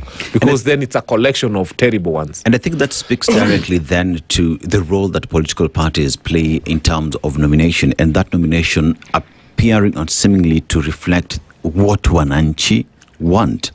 Because you find in what we have seen is that those were given direct tickets against what wananchi wants. And many say, you know what, there's no reason for me to show up to vote, because at the end of the day, that decision has been decided, yet it's not what I agree upon. So then, in terms of, I want you to speak to political parties and the nomination exercise and how that should reflect what Mwananchi wants and not what party honchos want or prefer. Many years ago, I used to dislike Baba for what I used to call him handpicking some candidates and giving them tickets. But after being in this space for some time, you realize that in a party there is nothing as expensive as loyalty. You'll find a guy who is very popular. When we almost made that mistake in Olkalao. Oh, he seemed to be popular. Tomorrow morning after he's voted, he jumps ship and goes to the opponent's side and starts fighting the party that took him to parliament. We saw that with Jubilee, with Akina Sabina Chege and others. And that's why it gets to a place where the people who are running the party make a decision. It's not usually the best decision, but sometimes it's a decision that makes sense. Can you imagine Jubilee was constrained for electing or nominating people? The people they decided to give the few nomination slots they had woke up the following morning and started working with William Ruto against who Jubilee was fighting. So you need to get to a place where you ask yourself as a party leader, if I have to choose between this one that people think is a fantastic person because he's given them money on the ground and he's made them to dance, and a person who is loyal to the cause, who shall we give a ticket? And many times, Raila Amolo Odinga would give a ticket to someone he knows. You know, you look at somebody like the late Otieno Kajwang, may he rest in peace. He of Mapambano. Baba knew that there probably were other people who were more popular in the ground and people who would probably, Wananchi would have said, we want this guy. But there was one thing about Otieno Kajwang. He was loyal to the cause, and never did he wake up one day and start fighting Baba from inside his own party. Because there's nothing as painful as you unapigwa kwako kwa nyumba, ukitoka nje unaenda tena unapigwa na watu wengine. You need to choose your battles to know that at home I'm safe. This is my peace. And when I go out there, I'm fighting other battles. So then are we able to trust political parties? Because unfortunately, look, somebody can irritate you today, and what do you do tomorrow? You wake up, you stand up in the morning, wake up in the morning, and you go and you form your own new political party. So that we've bastardized the process of political parties, or the meaning, the reason behind political parties. That there's an ideology that they should follow. Should, and I say should because very rarely do we see the following of that. So when you get this buffet and somebody says, well, I'm going to have lunch today, and on the buffet you say there should be a spread of options that I should then be able to pick. Unfortunately, what you get is 3 items. So we go back, and I think this is the 3rd time this week that we've said it. It doesn't go wrong. It starts wrong. Who you bring out from the kitchen to put on the display for Kenyans to pick from, the thing started in the kitchen. And if you don't do it right from there, because of we have a political party system that they have to come through the parties, right? Unless you're working as an independent. And then people said, how are you going to form government if you're just an independent? Okay, so you go into the political parties, but the very stuff of what you're putting out there, for the most part, we have to question and say, okay, well, if this is what's on the buffet, what am I going to do? I have to pick from this. As I said, again, it goes to us. How many of those good people are offering themselves? Okay. I have offered myself. I'm not an excellent human being, but Kenyans know I'm better than some of what we have on the menu. So I think let us offer ourselves. Let us also challenge the good people in our society, the ones that we know, tuambie we simama, na tusimame na wao, and we support them. I think we can clean up these parties from inside by just pushing the right people into these spaces and telling so and so, no, you can't afford to sit when things are going wrong. We want you to come out. We want you to vie. We will support you against the terrible options that we have. So, I mean, it's a concerted effort. Kenyans who are sitting there and pointing fingers and asking us who have gotten into the space what we are going to do, we are just telling them, you're also part of this equation. Please, can you join in somehow in helping shape and in helping us get the right candidates? And I tell people, from every ward, from every constituency, it's possible to get one good person. We're not even looking for two, because only one can occupy the office at a go. Mimi nimejiofa Dagoretti. Now tumebaki 289 out of 290.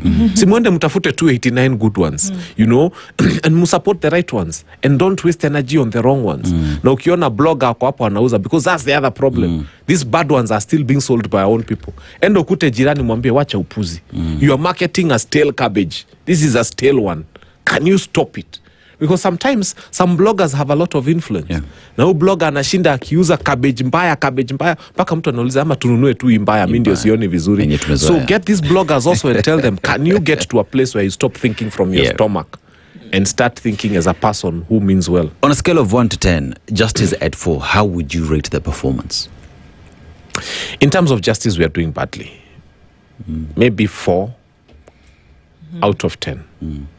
4 out of 10. Because the most important thing, and people are keeping asking us at the opposition, what is your agenda? We are telling them the right to life is the first agenda.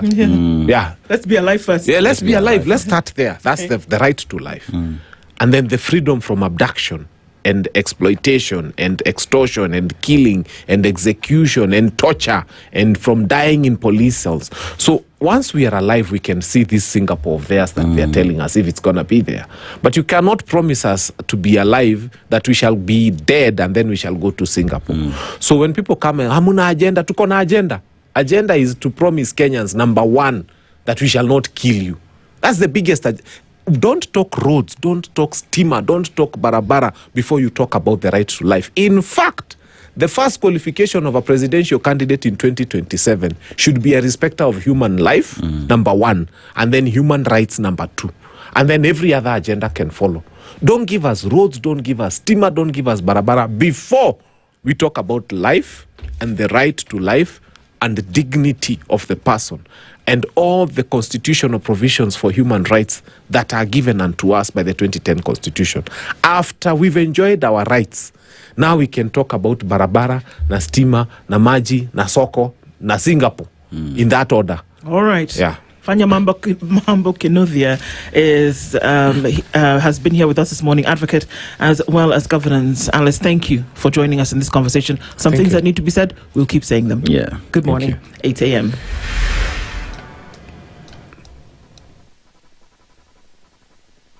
The latest news from around the world. 94.4 Spice FM.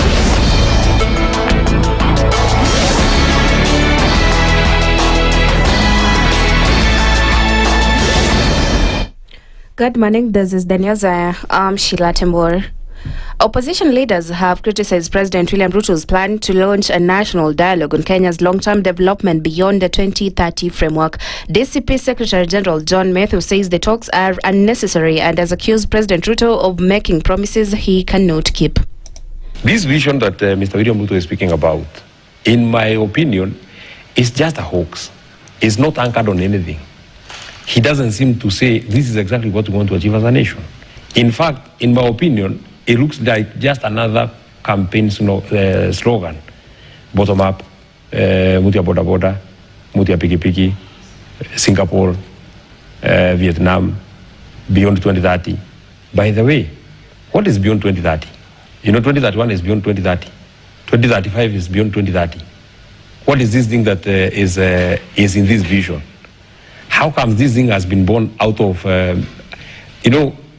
it's something that is coming as an emergency? The Nyandarua Senator has called for a review of the current 2030 framework before discussions on a new long-term plan begin. In an interview with KTN TV, Mathew says there has been no comprehensive assessment of the progress made in implementing the 2030 vision. He has also accused President Ruto of hypocrisy, arguing that he has been part of successive administrations involved in implementing the framework. I wonder whether it occurs to Mr. William Ruto that between 2008, when this 2030 vision was formulated, he was a minister. Thereafter, he became deputy president for 10 years. He has been president for 4 years. Cumulatively, he has been within this 2030 vision, he's been right at the center. Now, when he says that we've been thinking about forming policies based on the next election, who is he addressing? Who is we? He was with Uhuru Kenyatta as his deputy, his principal assistant for 10 years. So who was not formulating these policies? It is him. Similar concerns have been raised by DCP leader Rigathi Gachagua and Trans Nzoia Governor George Natembeya. Ni muongo si muongo? Mimi nauliza nyinyi watu ya maa, kwa sababu nyinyi ni watu wangwana na nyinyi hamuna dhuluma na hamwezi onea mtu. Nauliza, iko kazi gani Kasongo amefanya hapa Kajiado West? Simu niambie. Hiyo mambo ya kupanga kule mbele, nataka wakati kuna serikali mpya imekuja into place, imefanya research ya kutosha, ijue Wakenya wanataka nini, tukuwe na the basic foundation ikwepo. Maana 2030 lazima tuipige msasa, tuone tumeachieve kiasi gani kwanza kabla jonge mambo ya 2060. 2030 hata hajafika 2030. Tumefaulu ama hatujafaulu? Kama hatujafaulu, nini shida ilikuwa nini? ODM has warned DCP leader Rigathi Gachagua against making further claims about the death of party's founding leader Raila Odinga, describing his remarks as insensitive and unfounded. ODM National Chairperson Gladys Wanga said the claims could deepen political divisions and urged Gachagua to respect the family's grieving process. Wanga also ruled out any possibility of ODM working with DCP, accusing the party of promoting divisive politics. Wewe Gachagua, haujawahi kukanyaga mahali baba Raila Amolo Odinga amezikwa. Wewe Gachagua, haujawahi kanyaga Karen kumpigia mama Aida Odinga pole. Lakini kila siku tangu baba apumzike, unaamka kila siku na mambo ya porojo, mambo ya fujo, mambo ya uongo, mambo ya fitina, reckless statements, careless statements, useless statements in the name of Baba Raila Amolo Odinga. We are not stupid as a community. We are not silly as a community. We are not idiots as a community. You cannot inflame emotions. And the National Assembly has passed the Public Participation Bill 2025, seeking to establish a clear legal framework for citizen involvement in government decision-making. The bill, sponsored by Rarieda MP Otiende Amolo and Inapkoi MP Samuel Chepkonga, sets out guidelines for public participation and assigns responsibilities to government institutions. Committee Chairperson Gitonga Murugara says the legislation will streamline public engagement and promote greater accountability across government. MPs have also called for public participation documents to be easily accessible and available in languages that citizens can understand, including the use of sign language. And that's the news. I'm Sheila Timbur.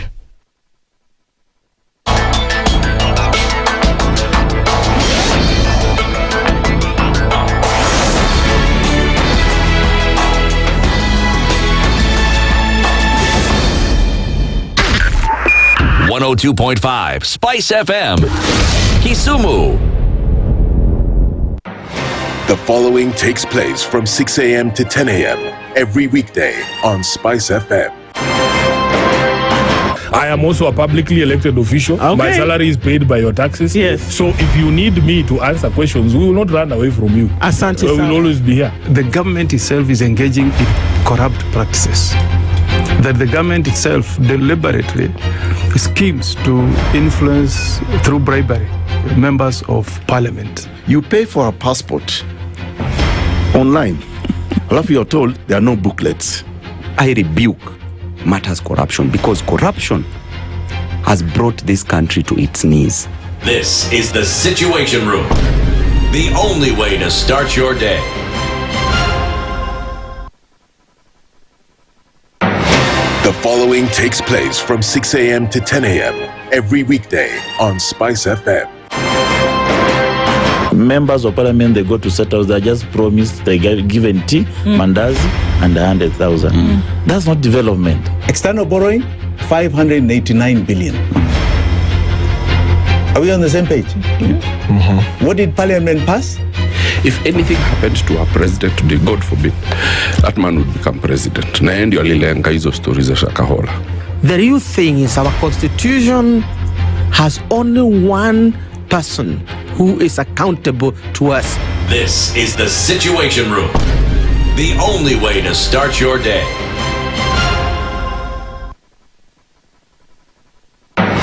The following takes place from 6 a.m. to 10 a.m. every weekday on SpiceFM. You have land, Dennis. Okay, your own land. You use your own money to build it, and then you sell it to yourself. But we don't want foreign troops on Kenyan soil. But surely it goes a little bit deeper. This is it. If you find the tree is withering, then you call the person who is managing that tree. Come around. Why don't tell me what is first of all, what's the problem? Yes, what is the problem there? How do we expect ourselves to move forward as a country? The Situation Room, Kenya's biggest conversation. The following takes place from 6 a.m. to 10 a.m. every weekday on SpiceFM. Baba should disown these experts and they say they went there on the because he keep on telling us that these experts just you came from Dubai and you found them there already at State House looking for jobs. Government has to has to introduce austerity measures. It's something that this government and the previous ones have not been able to do in this country. We've talked about it so many times. And really, I think you have seen the modus operandi of William Samoei Ruto since he came in. It's just showbiz. This is the Situation Room, the only way to start your day. Mature, intelligent talk every morning. Spice up yourself.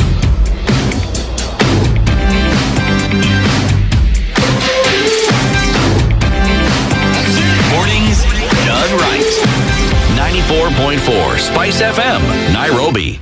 Okay, very good morning to you, and we're getting to the third hour of the Situation Room on this Thursday morning. It's 9 minutes after 8 o'clock, and we're getting into the economy at 4 and what we've been told that needs to happen in as a necessity to build this economy that's going to be robust and get us to the place where 2060 is then a reality in the way it's currently being touted to be.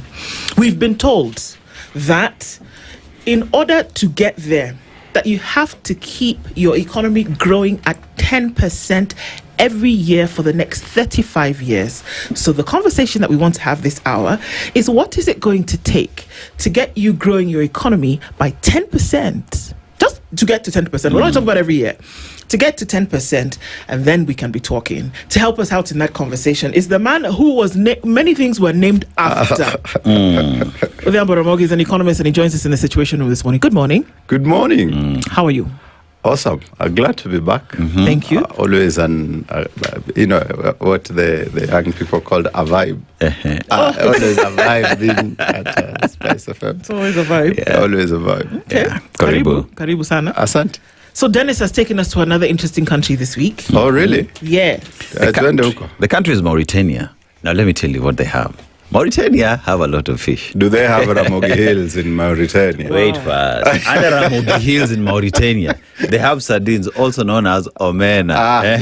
No, but the omena is not your typical omena. Don't worry. It lacks freshwater lake flavor. They still have omena. They also have mackerel, octopus, and tuna. And they're also rich in gold, copper, iron ore, phosphate, and gypsum.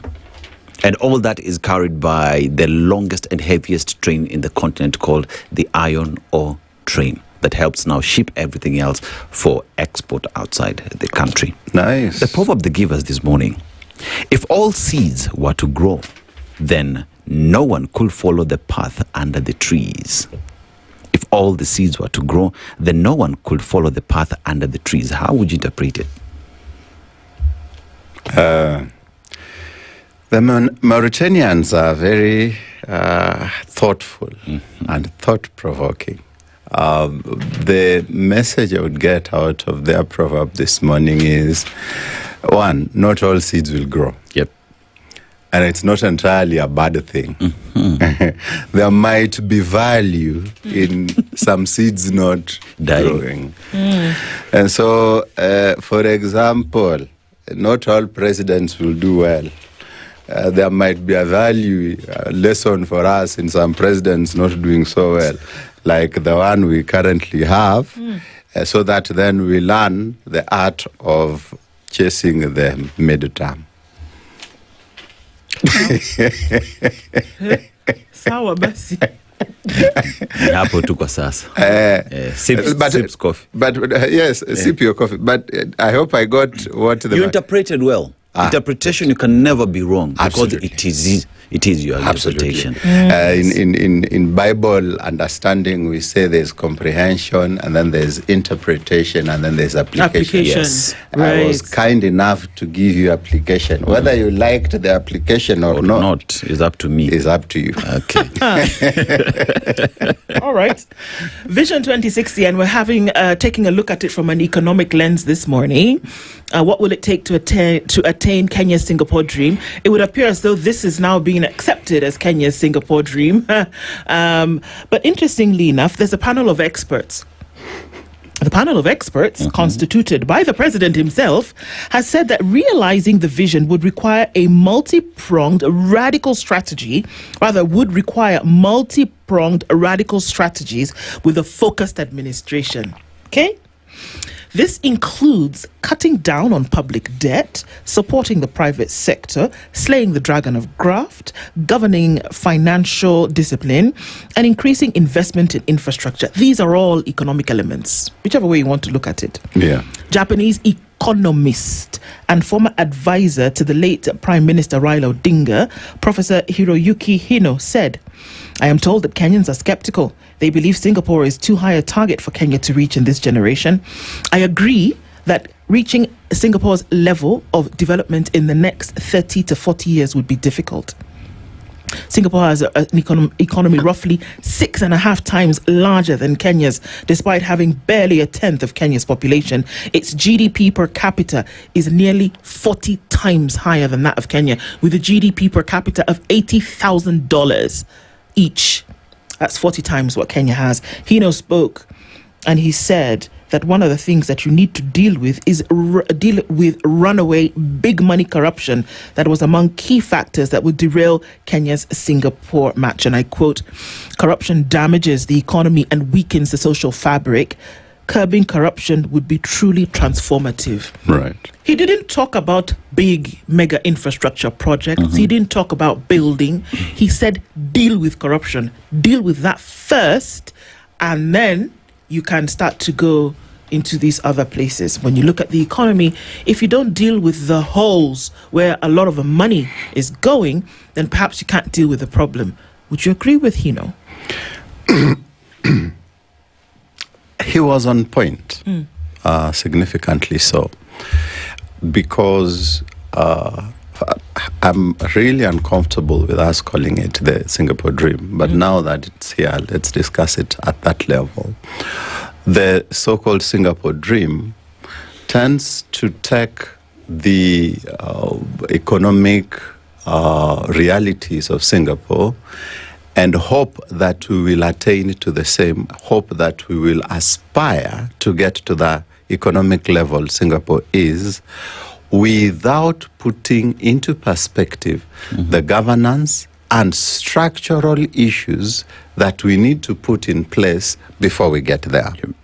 In other words, someone is telling you that you must build a building similar to KICC, but they do not want you to talk about the regulatory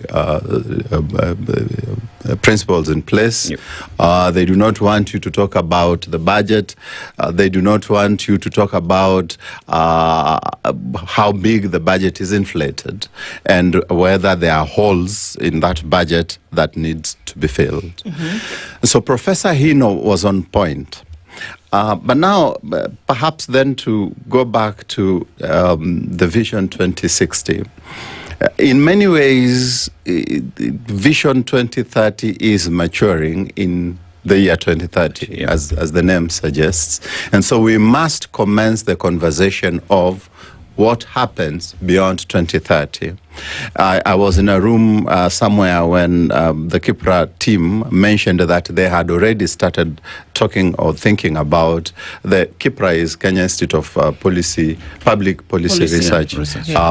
And they had already started thinking about beyond 2030. The initial idea was to align our vision beyond 2030 to the African Union Agenda 2063. So then the expectation would be we go with the same 2063, which is essentially 100 years after 1963, where most African countries got their independence. Kenya has deviated, but not too far away, by 3 years, because they have opted to go for 2060. Now, is this perhaps the right time to have that conversation? And my submission is it is not. Because really, and I know politicians do not have the luxury of shame, but it is shameless to make our future and someone's political tool to win an election or to win a re-election. And that's how this looks like. Because at this time, we cannot have a bipartisan conversation and start really breaking down the document honestly. Those in government, what we are broad-based, will be supporting almost everything in that document because they do not want to be seen as standing against the president's proposal to the country. Those in the opposition will not want to be identified with any proposal in that document because they be seen as giving President Ruto political capital. And so then a conversation, a national conversation that is supposed to be all-inclusive, bipartisan, sober, and unbiased, has taken a very political orientation that makes it even very difficult to have an agreement on something as simple as the number of years that should be in that vision. So that would be my submission. One, the timing is off. Two, I mean, we cannot talk about the brick and mortar, the economic, without talking about the governance question as regards setting that vision. But even then, as 2030 is coming to maturity, conversations, as we've already established, had started. Kipra already were looking into it, right? And many have equally suggested that whilst we have to look at Kenya's future beyond 2030, that it should be left to individuals who already are having these conversations, individuals who understand the economy and what it takes for us to end up there. Because you'll talk about Kipra and its research, you'll talk about Kenya Bureau of Statistics in terms of numbers and what needs to be done. You equally have to have this conversation with financial institutions because you want to get to 2060, the things you want to put in place. How are financial institutions in terms of lending money, in terms of making sure the economy is plugging into these conversations? You equally have to talk about MSMEs because we talk about job creation in the country. Where do majority of Kenyans do fall? MSMEs conversation has to happen, but most importantly, wananchi must buy into these conversations and be comfortable to it. Professor Hino said, for us to end up there, wananchi have to buy into this. Why are we choosing the political direction as opposed to a professional, more engaging, all-encompassing conversation that makes sense? We are choosing it because we want re-election, but I'll end there. Let me start from... You've gotten it, like you are on point. The conversation right now must be institutional. I would be happy if Kipra was doing their research. I would be happy if KNBS is providing the data. I would be happy if, for example, there is economics department in the Republic of Kenya charged with the duty of just coming up with the economic models. How would this look like if we implemented it, or rather, how would this look like? Give us a working model that would take us for the next 30 years in our planning.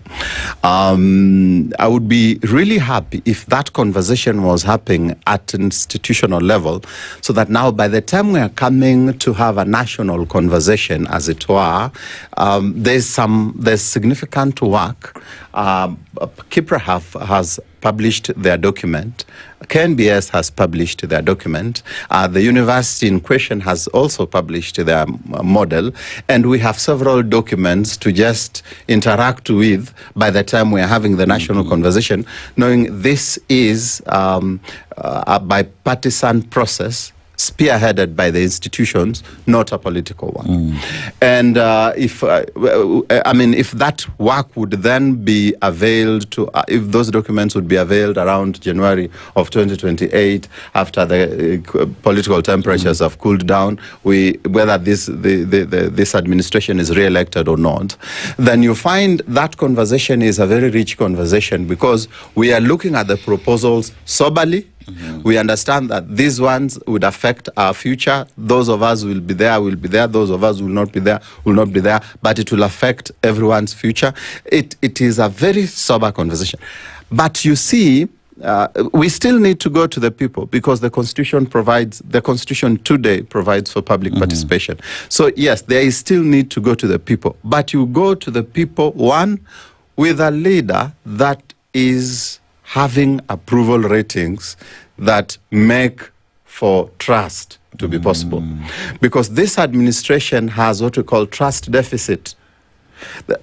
Anything they propose is looked at like, what are they trying to do this time around? You saw some of the comments around the Finance Bill 2026.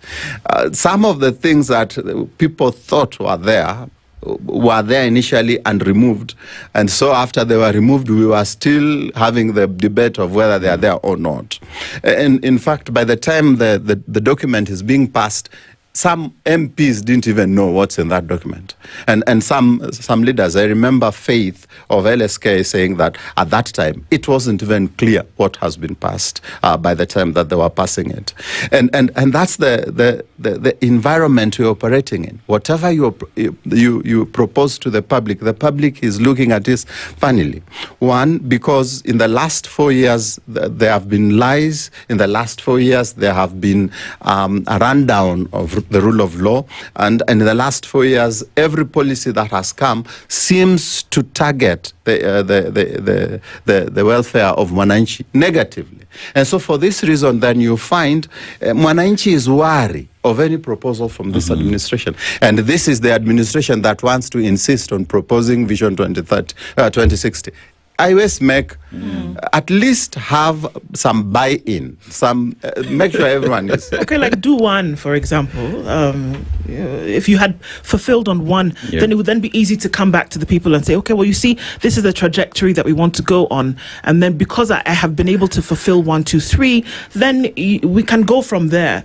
And that's unfortunately that when you have a population of people that is dealing on some very high levels of not just mistrust but distrust. Right. It's significantly worse than mistrust. It is. You see, mistrust is, I can be with you in the same room. Yeah. What you say, I'll give you the benefit of doubt. And distrust is, I don't even want to be with you in the same room, because I am convinced you are not a good person. And that's where we are.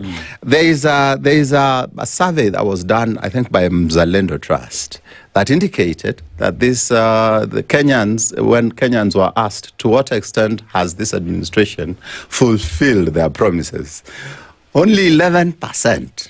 11%. If you got that, I don't know about the new grading system now, but nowadays, if you got 11% in an exam, you would not even be below expectation. You would not even have approached below expectation. You are below. No, you don't even. Okay, so there's below expectation. Right. There is approaching expectation. There is meeting expectation. And there's nowhere. Is above expectation. And Now, exceeding expectation. And exceeding expectation. Yeah. Now, below expectation is the lowest. Yeah. Right. With 11%, you're not even approaching below expectation. You're nowhere. Wait, so yeah, he's not kind. No, I was trying to be more diplomatic. But in our days, in the grading system, you don't exist, so you're nowhere. Yeah, in our days, that's an E. Okay. That's an E. You cannot ask to go to the next class with an E. And this administration is asking to go to the next class. He's asking us to talk about the subjects, the curriculum of the next class with an E. Because the curriculum of the next class is Agenda 2060. You see, fulfill 2030. Come on, at least with a C. Give us 55, 56%. And then after you fulfill 2030, see, I am the right person to talk about 2060. Bro, you've not even fulfilled the things in the last 4 years, the things you said you will do. And you are at 11%. And you want to talk about the things the next administration will do and the next administration after the next administration will do. I don't think this is the right administration to have that conversation. And if they are, then I don't think this is the right time. I mean, because, you know, we're looking at 2060, SAWA 2060. But I'm also not hearing short term, medium term, long term, things that must be done. Let's go to Singapore. You don't like it, but let's go to Singapore. Let's go to Singapore. Lee Kuan Yew, what did he do first? Ended corruption. What did he do? Invested in education. Healthcare. Addressed that. Food security was there. Oh, heck. He equally decided, because we are going manufacturing, we do not have oil and fuel, but we will be the storage for the entire world. You know? And all that have played role in Singapore being where it is. The fact that it's size of Nairobi, 6 million people, pretty much the same thing, right? But it's the model we're looking at. How are we going to Singapore if at all over 200,000 students never went to school, grade 10? When healthcare, we are a sick nation. When you talk about food security right now, we don't even know what we have in our granaries and where the farmers even managed to harvest anything. Because why? Kumekuwa na jua. How are we heading to Singapore with a healthy, hungry, and angry nation? That's a good place to start that conversation. I was looking at some of the things in the manifesto of Kenya Kwanza. Allow me to bore you with those details. And tell you the key focus areas of the manifesto. The first one was agriculture and food security. The input subsidies, make sure there is access to credit, ensure there is value addition. That was what was proposed. What we've seen is they have kept the promise of input subsidies, so that there's a subsidy on production. But even then, it's for some people, because some people in my area have not gotten, and the ones that came, kuna jamaa alikula alichukua. And so on that one, out of the 3 things he said he'll do, he has done half. And then there is affordable housing. That which is the flagship project. Yes. Yeah, Kenya Kwanza administration. We were to get 250,000 affordable housing units annually. Annually. Keyword is annually. That will create jobs and there will be a good funding mechanism. And eradicate slums. And eradicate slums. Yeah. So far, in the 4 years, and there's only 1 year remaining. In the 4 years, we've only seen 8 8,000 to 13,000 housing units completed and keys handed over to owners. And that is after taking a lot of money from Kenyans, and that money and that tax has affected, disposable income of Kenyans. Then there's micro, small, and medium enterprises. We are talking about the 4 years. The Hustler Fund was supposed to be a flagship on that front. About 50 billion being given to small enterprises annually. So far, we've managed to disperse 90 billion. That is what the reports say, up to around 28 million people. But then again, ask any small business owner, is there positive impact in their business since the Hustler administration came to power? Do they feel that this is a government for hustler? The answer will surprise you because really the evidence is out there. Then there is the universal health coverage, and they came the financing reform, the Shisha, that is supposed to make sure that we are healthy, we are okay, anybody can walk into any hospital and be treated. Don't try that at home. Utafukuzwa. Because don't try. You can walk into any hospital. And even government hospitals, you don't just walk a walker. I know someone who went to this one, Mbagathi Hospital, and I was told, no, but we do not provide services. You just don't walk a walker. You don't walk a walker into a government facility simply because the president said. So essentially, the score is less than. So now let's talk about the things you are talking about, which is. Let's take a break. Take a break. We walk, we'll come back. Hold that thought, because then I also want to ask you, if I tell you I'm going to do something and I'm held on that premise, and then I don't do that, was I lying? We've all said it's a lie. Is it a lie? Is it really a lie? Or maybe there were circumstances prevailing that didn't allow me to do what it is that I wanted to do. Am I lying? Economist Ramogi Odhiambo is here with us this morning. We're going to be we are already looking into it. We'll come back and look at some of those indicators that you're talking about, and then if it's a lie and what we're building on. Yeah. And then I want to bring in something. They're called KIPES. Yes. That would have fueled the economy. That's what they said that was going to happen. KIPES were going to fuel the economy. Yes. This long ministry, MITI, Industry, Innovation, that ministry was supposed to be responsible for making sure that the economy grew. Ministry of Industry, Trade, Ministry of... MITI. Yeah, MITI. Yeah. That one. Yeah. We'll be back. Trade and Industry. Yeah. We're going to be back. Stay with us, guys. This is the Situation Room, the only way to start your day. Traffic. It is a busy morning and not too bad on the streets today. Ngong Road is busy as you get towards the CBD, and it's also busy as you then come off of Mombasa Road. You're going to pass Capital Centre and then go towards the Nyayo Stadium roundabout, and then you're going to get stuck in traffic. I'm sorry, but you will. And that's getting towards the CBD this morning. And coming off of the Thika Superhighway, that has not posed much of a problem today, but we're seeing some traffic start to build on Limuru Road. That's coming in from Village Market, out from Gigiri and United Nations Avenue, and that seems to be the craziest of it right now. On the A104 outbound traffic not doing too badly. That would be what you know as Wayaki Way.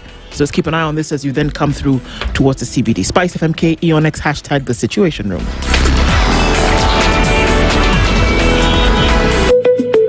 Ebola virus disease is a severe and often deadly illness. With outbreaks reported in neighboring countries, we all need to stay alert. Ebola spreads through direct contact with the body fluids of an infected person or by touching contaminated clothing, bedding, utensils, needles, and other surfaces. It can also spread through contact with the body of someone who has died from Ebola. Watch out for symptoms such as fever, severe headache, muscle pain, diarrhea, vomiting, or unexplained bleeding. warning. If you or someone you know develops these symptoms, especially after traveling to affected countries, immediately self-isolate and call 719 or seek medical care. Protect yourself by washing your hands regularly with soap and running water or using a 70% alcohol-based hand sanitizer. Avoid contact with bodily fluids like vomitus, diarrhea at cough, a suspected or infected Ebola patient. If caring for a suspected case, wear appropriate protective equipment and call healthcare providers immediately for assistance. Avoid travel to areas experiencing Ebola outbreaks. If you have traveled recently from an affected area, monitor your health for 21 days and report any symptoms immediately. Avoid eating or handling bushmeat from live or dead wild animals such as bats, monkeys, antelopes, and porcupines. Remember, people affected by Ebola deserve compassion and care, not stigma. Stop spreading rumors and always rely on verified information from the Ministry of Health.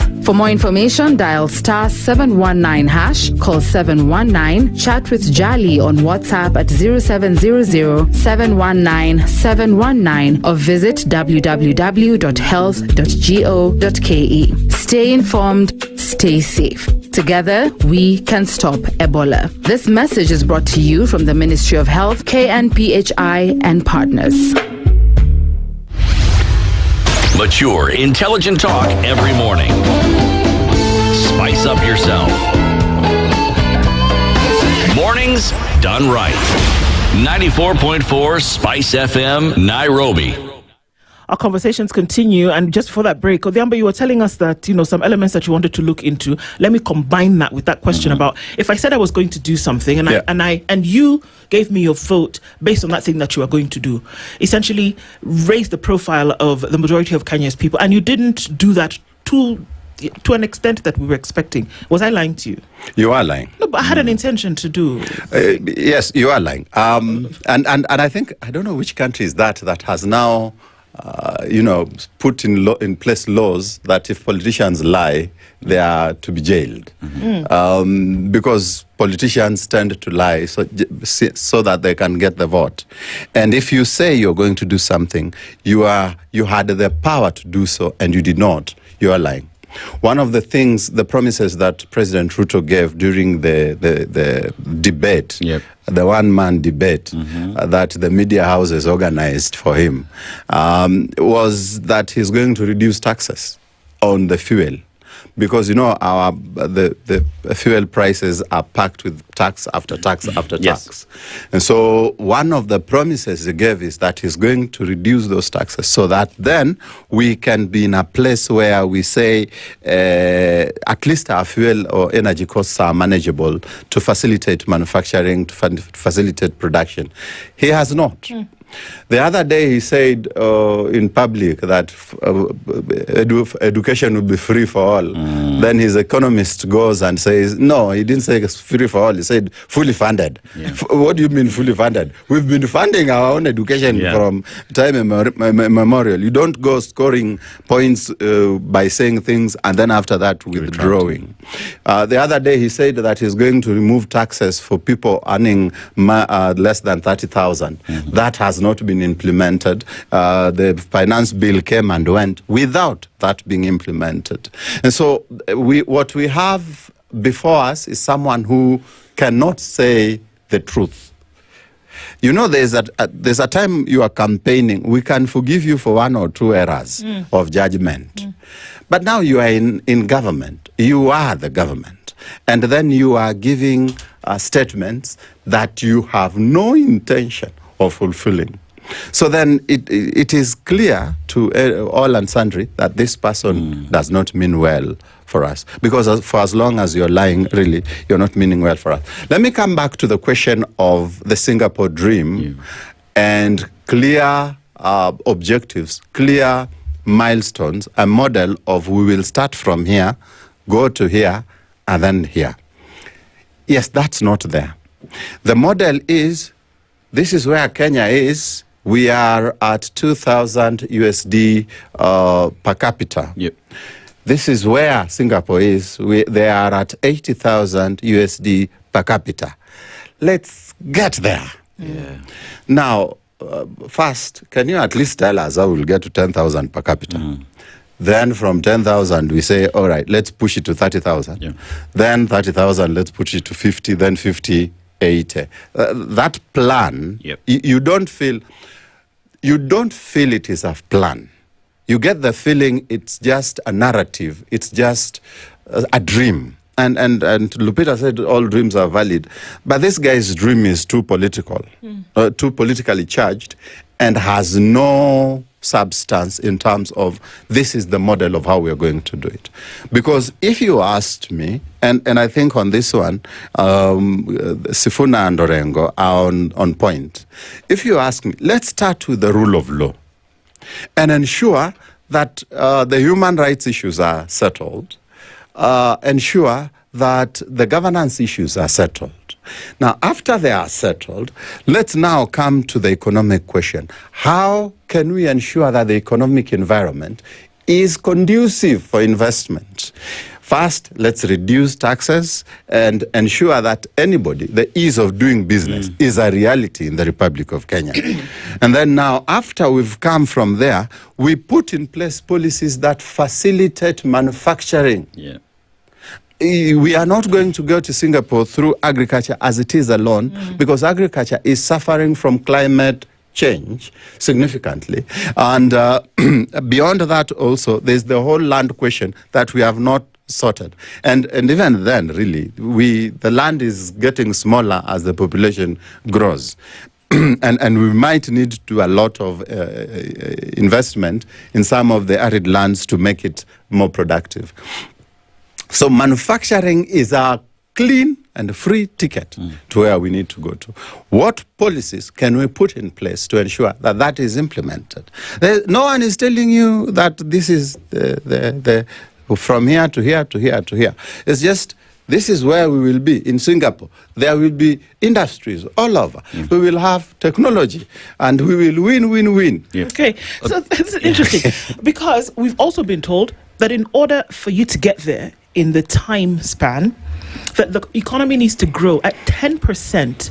It needs to grow. That means it's grown to 10%. You need to grow by another. You need to be growing at 10% every year for the next 35 years for this to happen.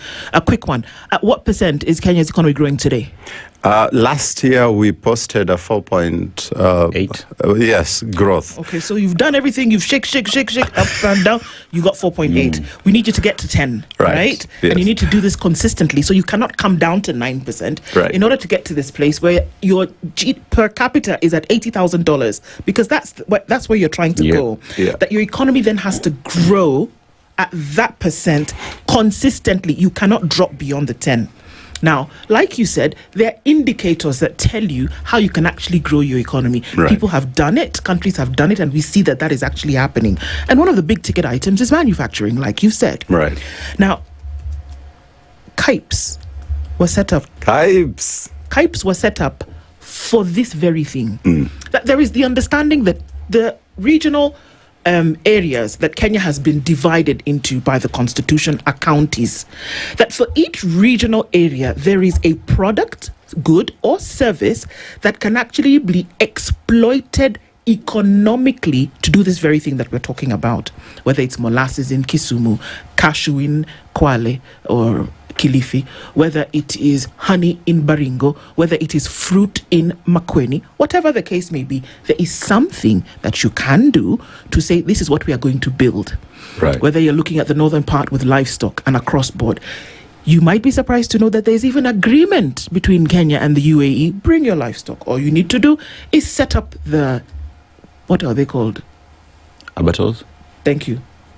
And then follow this. The agreement is already there. So all you need to do is just follow the standard, talk to your farmers, let them start to breed, and then you have that. You pay your farmers, boom, we keep moving, because you are exporting. You're selling for profit. Right. They were set up. MITI was supposed to be shepherding this process. It would have been a no-brainer to then say, this is one of the ways in which we can do it. If you can do that with livestock, guess what? You can replicate it with honey, you can replicate it with fruit, you can replicate it with molasses, cashew, coconut. I mean, Big sign Kwale. Why? Macadamia. In Meru and Embu, Yes. you can actually avocado. You can do it. So why? This is my question. Why are we not doing that? Yes. Partly because politicians want you poor so that they can rule over you easily. Such a thing would make you less poor and less dependent. But I think the real question is, first of all, KIPES was the real bottom-up. Mm-hmm. If there was to be a bottom-up economic transformation, it could have been through KIPES. Because then it meant going down there where Mwananchi is and asking Mwananchi, what are you doing and how can we support?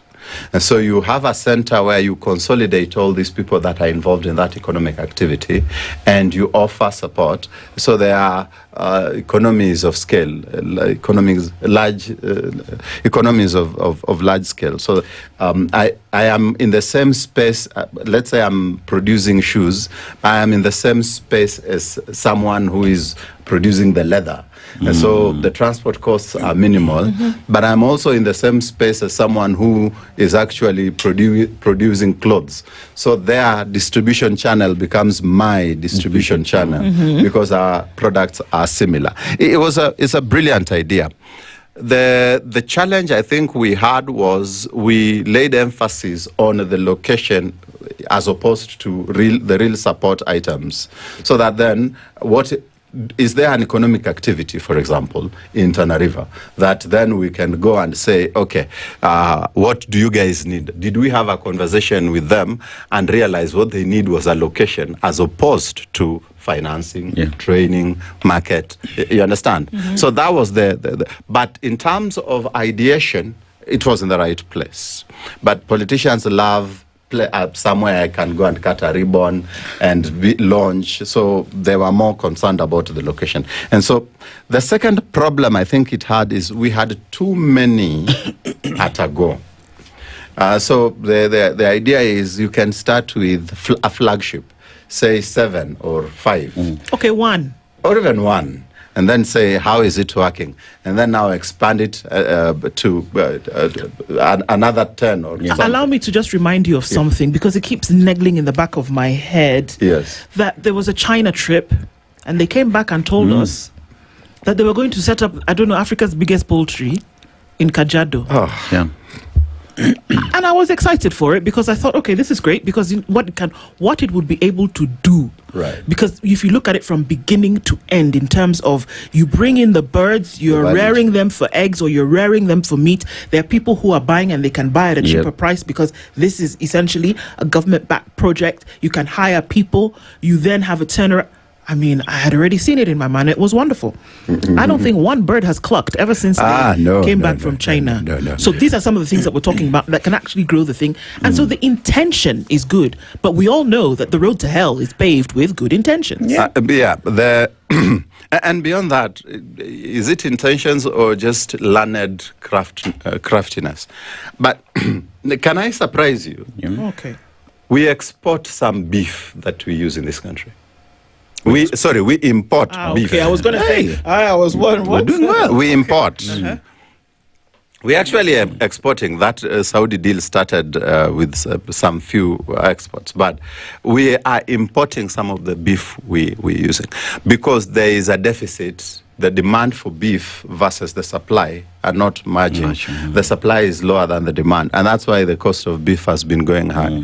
And so some of the beef we use is actually imported from the likes of Tanzania.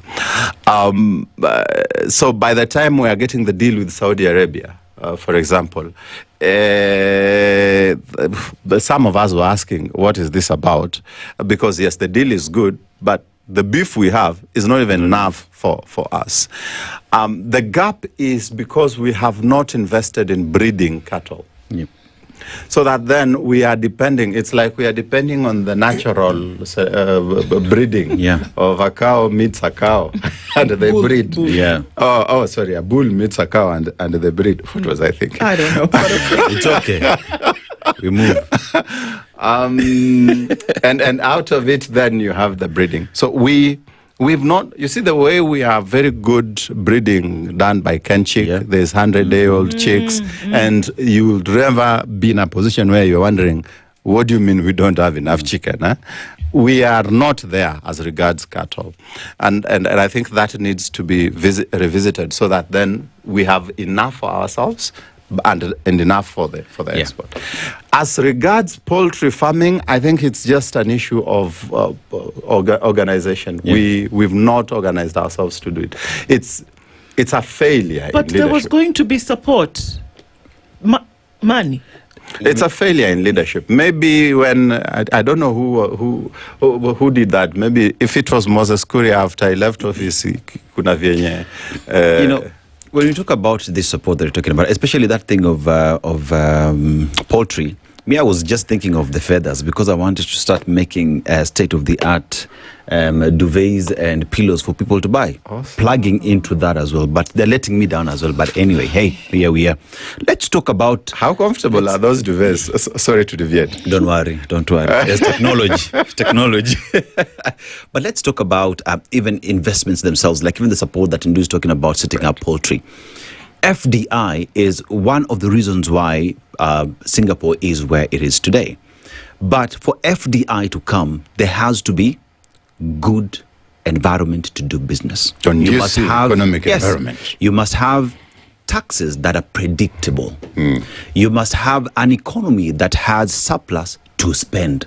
Because why am I setting up in a country where the individuals themselves can't go to hospital? The individuals are surviving on 1 meal a day. Each and every single facet that would help us propel the country to that economic dream that we want has to be fixed. We have to talk about our taxes because even the current government itself would not tell you how the taxes would look like come June next year. They would not be able to tell you. How are all these things then slowing us down, or how are they an impediment for us to realizing even Vision 2030 that has not been achieved thus far? And again, you're on point like a full stop. The economic conversation must move from debt to tax. Not because we do not have a debt problem, because I believe, you see, Japan has bigger debt than us. Yes. But they are a productive economy. They are producing, and so they have some savings. So by the time he's telling you he has a debt which is 140% of GDP, somewhere he has a surplus, he has some reserves, that if you offset the reserves and the debt he has, his net debt to GDP could be lower than 50%. So on our end, we are not, and then some of the debt we take, like the SGR, you take a debt, that takes huge amounts of money out of the country, but this debt never quite lands into the country to create the multiplier effect and to create the production that will really facilitate its repayment. But we have a tax problem. Because one, our tax is unstable. It's today you wake up, the president announces there will be 30%. People earning up to 30,000 will not have a payee. Tomorrow, his finance guy says no, but that's not possible. Today you wake up, there is a housing levy. Tomorrow, the new administration comes and says, what was this guy's thinking?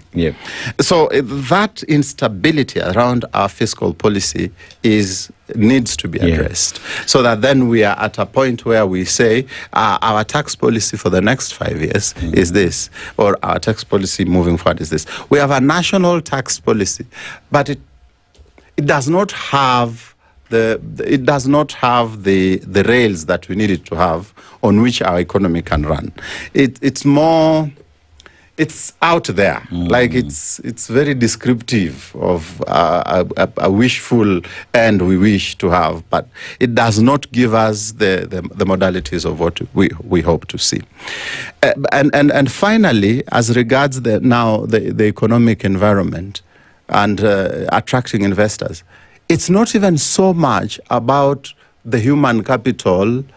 Because then that might feel like unaonea huruma watu, the people who are working for you, and maybe investors hawana huruma. It is so much about do these people have buying power? Because if they have buying power, then I have a market. I can invest knowing I will get something out of it. If they don't have buying power, people are struggling to eat. People are struggling to pay rent. People are struggling to survive. And you want to bring them some funny things that could be considered luxury at some point.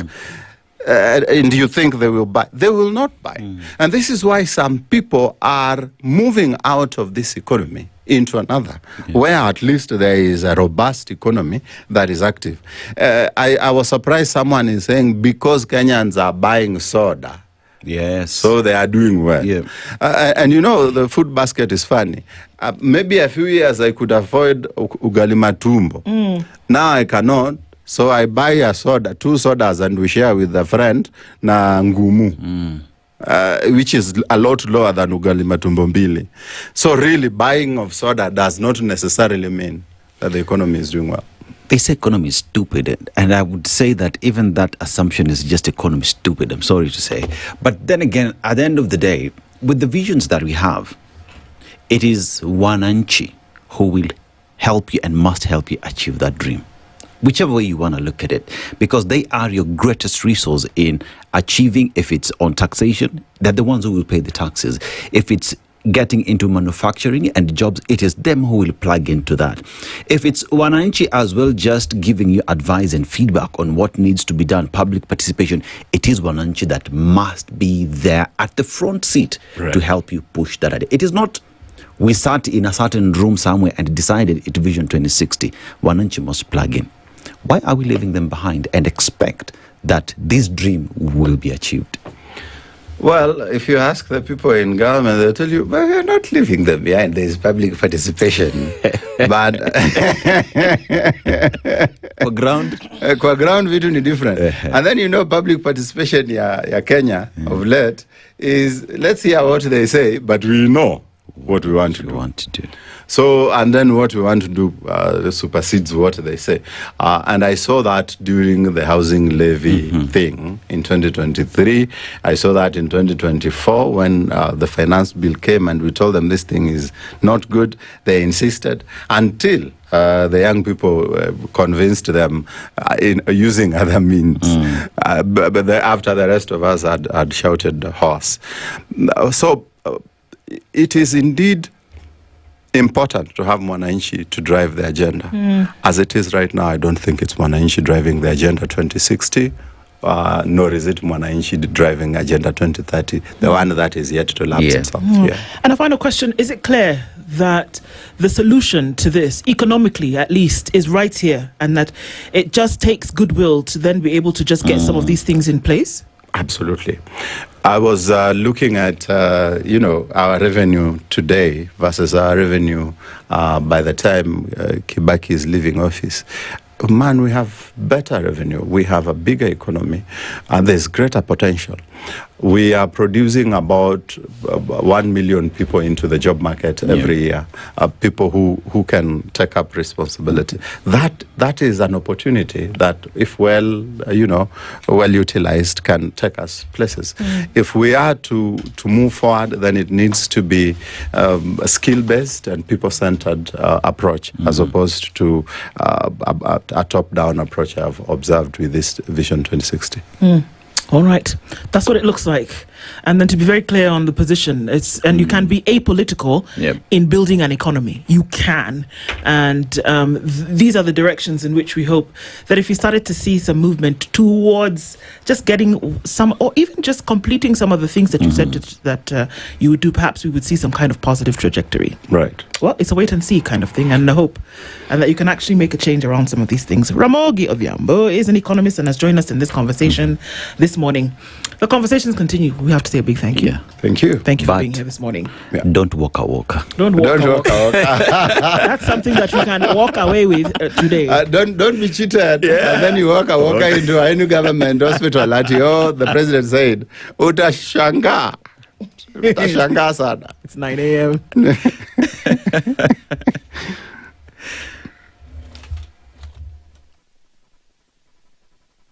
The latest news from around the world. 94.4 Spice FM.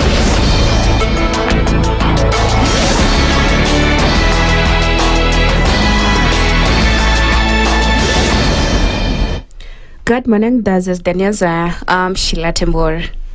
At least 138 people were killed and 1,227 injured during protests in Kenya between 2020 and 2025, according to the Kenyan Freedom Index by Odipodev and Amnesty International Kenya.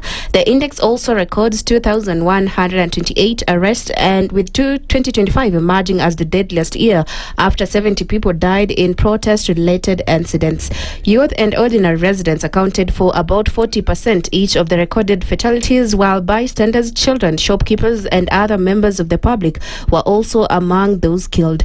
The report says gunshot wounds were the most common form of injury amid repeated allegations of excessive use of force by police. The index calls for greater accountability by security agencies and justice for victims, while noting that its figures represent minimum estimates based on data from several institutions.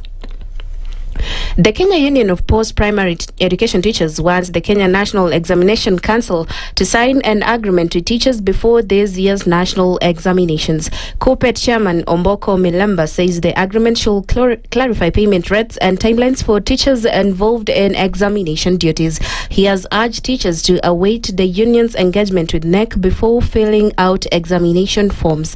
Milemba also called for the confirmation of 24,000 intern teachers and the employment of an additional 20,000 teachers. He further urged the TSC to advertise 16,000 outstanding promotion slots, saying COPET had been allocated 34,000 against the agreed 50,000.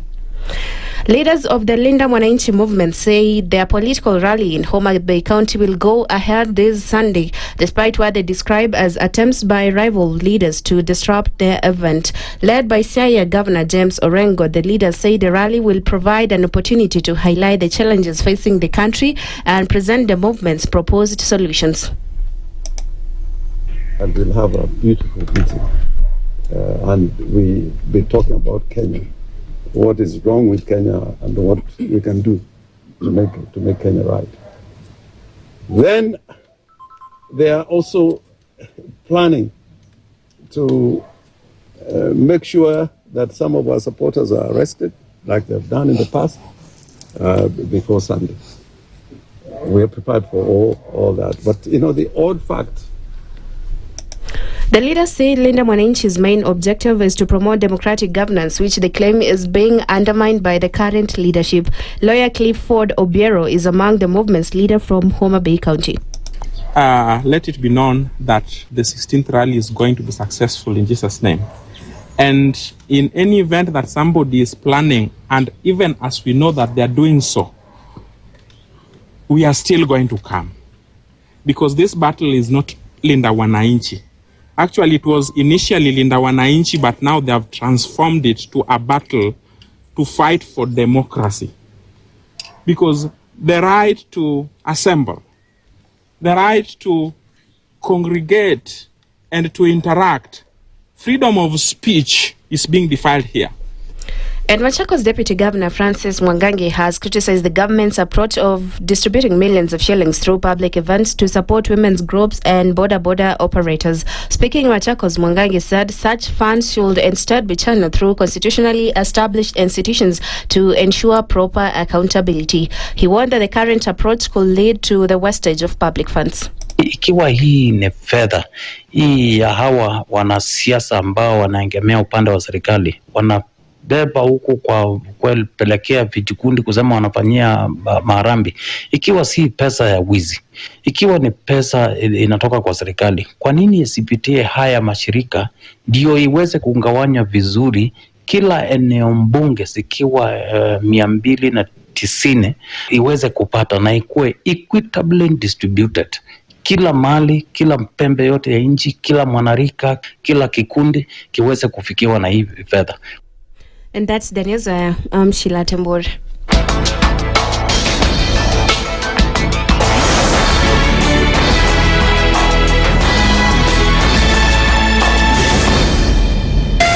.4 Spice FM, Nairobi. The following takes place from 6 a.m. to 10 a.m. every weekday on SpiceFM. We look at the utterances of leaders who are aligned to broad-based, who are initially in ODM. We thought they stand for something.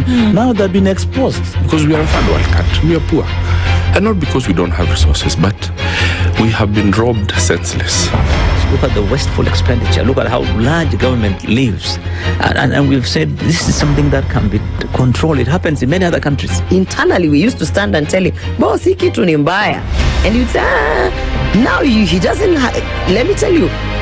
You saw the other parliamentary group meeting. People went there, sat, listened, looked at him. There was no plenary, left. The Situation Room, Kenya's biggest conversation.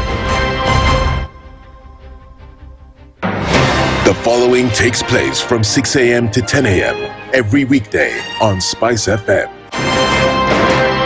You have land, Dennis. Okay, your own land. You use your own money to build it, and then you sell it to yourself. But we don't want foreign troops on Kenyan soil. But surely it goes a little bit deeper. This is it. If you find the tree is withering, then you call the person who is managing that tree. Come around. Why? Tell me what is. First of all, what's the problem? Yes, what is the problem there? How do we expect ourselves to move forward as a country? The Situation Room, Kenya's biggest conversation. The following takes place from 6 a.m. to 10 a.m. every weekday on SpiceFM. He is himself actually has admitted that he bribed members of parliament.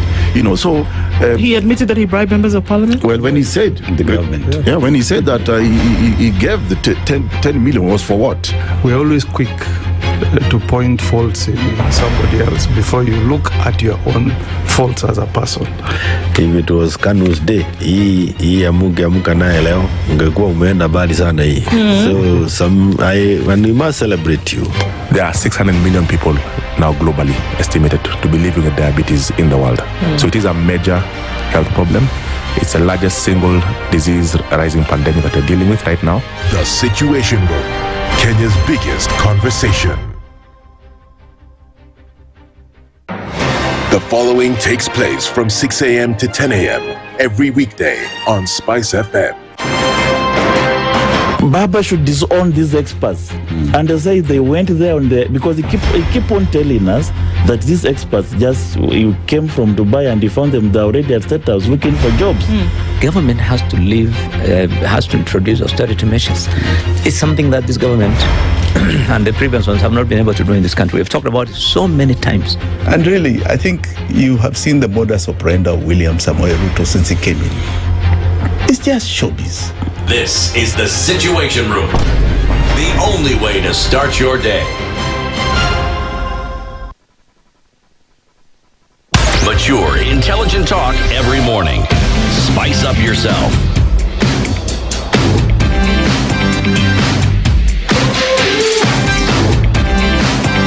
Mornings done right.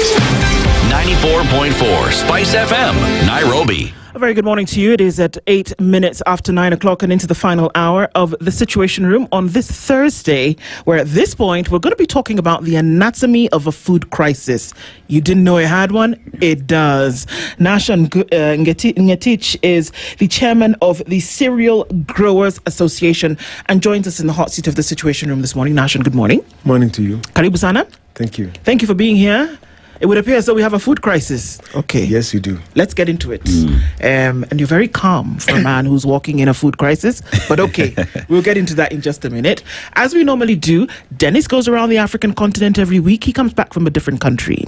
Every week, he then gives us the proverbs from that country. We would like then for you to interpret the proverb for today. And he'll tell you what country we're in. Yes, today we are in the Islamic Republic of Mauritania. And one thing about the country is it's predominantly a desert. Sahara Desert occupies majority of the country. But if you look at the Atlantic, they have fish. So sardines, mackerel, octopus, tuna, and many other fish species do exist in the country. They're also rich in gold, copper, gypsum, and phosphate, which then helps propel the country's economy. The proverb we get from Mauritania today: if all seeds were to grow, then no one could follow the path under the trees. If all seeds were to grow, then no one could follow the path under the trees, how would you interpret it? Well, yeah, that's an interesting one. It's not from this part of Africa, it's West African side. But I imagine if we were to have genuine seeds, hybrid seeds, for example, for maize, we should be having food. So, and under a tree, of course, you'll have maybe it's a mango tree, an apple tree. It will fall down, and the seed would be collected, spread by bird or human, and you'd have another plant. So you shouldn't have a problem when you're under a tree. But at the same time, you could be under a shade. So you might not have sunlight enough to grow the seed. So you'll have to do something about it. Yeah. Yeah. Well said, really interpreted, isn't it? Yeah. Okay, so let's start from the very beginning. Kenya is in a food crisis. Is that true? That is true, very possible. And we have been in a food crisis for a long time. Okay. What does it mean to be in a crisis as concerns food? What it means is that the market is not efficient. We don't have any more investors into the food chain. And we can't produce enough. We can't feed ourselves. And we are relying now more on inputs. And any shock, any setback, particularly with climate, is when you have a real food crisis at the moment. But can we grow enough food to feed ourselves is the question. And if we can, what is stopping us from doing that? Yes, we can. We can grow enough food for ourselves, enough grain. What is stopping us is, as I said, market efficiency. That entails a lot of items that need to be addressed. For example, the population at the moment is almost maybe 55, 60 million. At that population, we require now industrial methods to be used in food production. We are not going to be relying endlessly on subsistence farming. We now need to rely on commercial farming. And we should have transitioned into commercial farming some time ago, long time ago, maybe 10, 20 years ago. And for that reason, with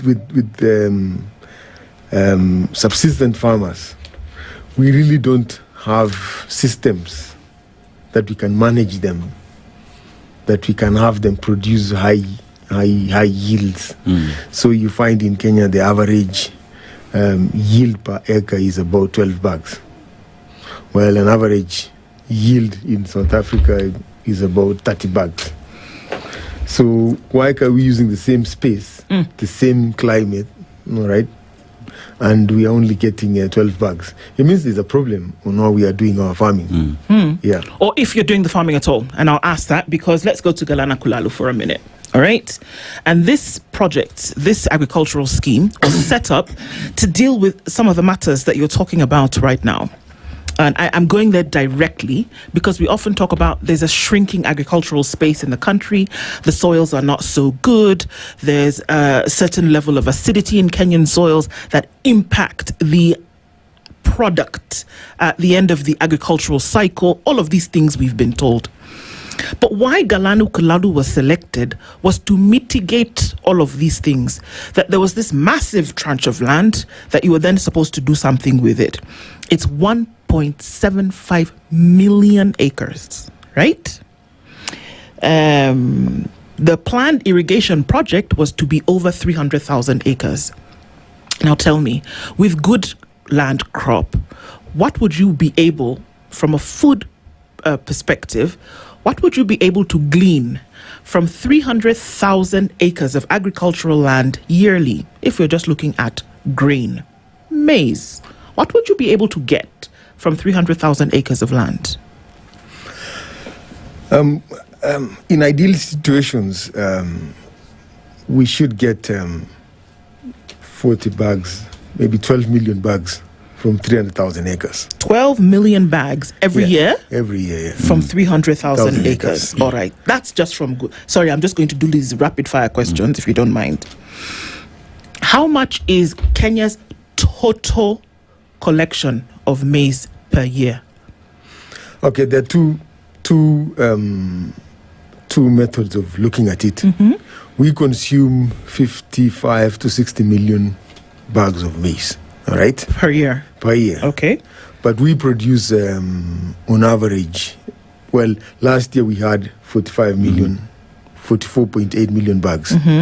The previous year we had 44.7 million bags. 2023 we had 47. It was quite good. Okay. 47 million bags. And what is the source of this 40 million bags? The source is largely from the North Rift, the western side, Bungoma, Kakamega. Narok has also come in a big way. That those about 5-6 counties account for nearly 94% of the maize that is produced, consumed commercially. Okay. Yeah. Is any of this taken from Galana Kulalu? Well, Galana Kulalu, as a farmer, because I'm a farmer myself, yeah, and I appreciate so much that you have a farmer today in the show here. To us, stakeholders in the farming world, Galana Kulalu is a massive white elephant. Okay. Yeah. And it is a massive white elephant scientifically and also business-wise.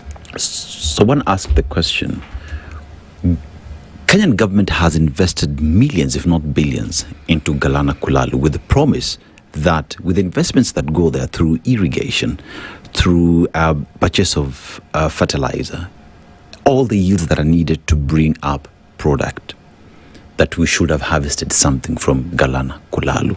From where it is you sit, what have we harvested from Galana Kulalu that has plugged into food security in the country thus far?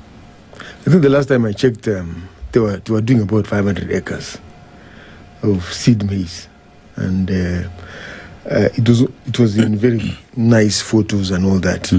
500 acres? Yeah, it was about 500. Against the mapped 300,000? Yeah. Oh, fun. Okay. And the reason why they are not succeeding, as I explained to you, is that there are two aspects that make Galana Kulalu a white elephant, and you can't do anything about them. Yeah. Mainly, it's temperature. When you're growing maize, there's a time of pollination. At that time, there's something called pollen desiccation. That is when the pollen are able to fertilize the kernels so that you can have maize. The temperature in Galana is not conducive for that. Now, well, if you can continue doing your irrigation even during that time, trying to bring down the temperature, and you might get some maize. Now, as you do so, it is not economically viable because maize, farm gate price maize, probably is about 3,000. But for you to be profitable in Galana, you need 4,500 shillings. So essentially, I don't see how Galana can be profitable. Well, you can bring maize to Nairobi, 3,500, while farm gate prices for Galana is 4,000. It's 1,000 shillings more from Galana. So it doesn't really make sense for farmers to go into Galana. It's a waste of time, waste of energy. At the same time, there's so much bureaucracy to acquire land in Galana. Maybe if they come up kidogo to away from so much to the coast, maybe if they come up towards Kitui or something like that, where the Tana River is, we might get some results. You're joking, right? No, it's for real. That is what we farmers see. Sorry. 2014 was around the time that this Galana story was really embedded, and we said, okay, it's going to be fantastic. I believe the projected yields from a very small area was 400,000 bags of maize in a small area, and if that was to be replicated across the 300,000 acres, then you would actually be looking at the deficit that you speak of. The 40 million bags that Kenya produces every year. What Galana then should have been able to do, if this project was correct, was to fill that gap, close the gap between the 60 million consumed and the 40 million produced. Should have been able to do it. But now what I hear you saying is that it should have come in on Monday, because we've said this thing it didn't go wrong. It started wrong. Because if you're trying to tell us now, Nashon, that the weather conditions in Galana, and everything else from the beginning didn't make sense, why in 2014 would you go into this knowing full well that weather conditions in this area are not conducive for growing the kind of things that you want to? It's not just maize, by the way. You'd be interested to know that out of Galana, we would see things like livestock, fisheries, food processing, storage and logistics, etc., etc. But the product that we're talking about is maize, seed maize, soybeans, cassava, onions, horticulture, flowers and things like this, sugarcane, orchards, fruits, livestock, fisheries and aquaculture. So all that is good. It's good in paper, but realistically, I don't think maize will do well in Galana. Realistically, because one, I've told you about the seed desiccation. Secondly, you're likely to be using maize varieties that are drought tolerant. Drought tolerant varieties are low yielding varieties. So you should have looked at those parameters. But I guess there's something that is happening at the Ministry of Agriculture that's been going on for a long time that we all need to appreciate. That the Ministry of Agriculture has been populated with people who are not really for the country for a long time. It has been an employment place because we have been able to the food systems that existed after independence were able to cater for a low population. But now we're a high population. We now need those guys to step up, but unfortunately, they don't have that capacity to step up. I'm going to bring in an example, and I don't know if this example would make sense to us. If you look at the state of Texas in the United States, it's predominantly a dry state rather, but they do provide over millions, around 1.5 to 2 million, 200 million bushels actually of corn annually on 1.5 million acres. What is a bushel? Okay, I'm joking. A bushel is about 24 kilos. Yes, got it. Yeah. Right? And when you look at that in this state that is dry, the state has intentionally empowered its farmers through irrigation and through supply of products to be able to do that. They are the most important economic driver in Texas as we speak today. In Kenya, we're still stuck we're waiting for rains to come for us to grow. Population has gone up. Climate change is a reality. We are not changing how we have been growing our crops since independence, since Kenya was Kenya. We're doing things the same way and expect different results. Is it about time that conversations around food security looked at each and every single facet that would make us be food secure? Well, you're talking about Texas. Texas is some few altitudes away from the equator. Yes. So you'll have that temperature enough. As much as it's hot in summer, it's also warm in autumn or spring and all that, and it's conducive for maize production. But where we are right now has been developing for a long time. Okay? So we are in something called policy crisis. Okay. Now, in policy, the policy crisis actually started, the policy towards food sovereignty was, I think, started in 1984. When NCPP Act was formulated, I think it was assented to in 1985, 86, thereabouts. And that set the pace towards food sovereignty. And it should have addressed where we are right now. We should be having the right. In maize, the varieties that are available, there is something called seed placement. You put the right seed, you give the farmer the right seed for his ecological zone. Okay. All right? You put based on also the soils that he has. Right? So if you do so, you're bound to be having better results all the time. Right? Naturally. But with the policies that are in place, you look at NCPP Act, that's been there are sections that have been deleted over time through parliamentary or legal challenges in the NCPP Act. But if you go to the original one, which has not been edited, we would not be in this crisis at all. Because it is something that built the stores that we have right now in the country. By the way, if you go around the country, you will find every seed producing zone in Kenya has a store, NCPB store, ready there. And 99 times of the year, it's empty. We only go there to get the fertilizer. But there isn't any grain there that has been stored. Nation, what is research and development that has gone into ensuring that each and different region has seeds that are good for the ecological area?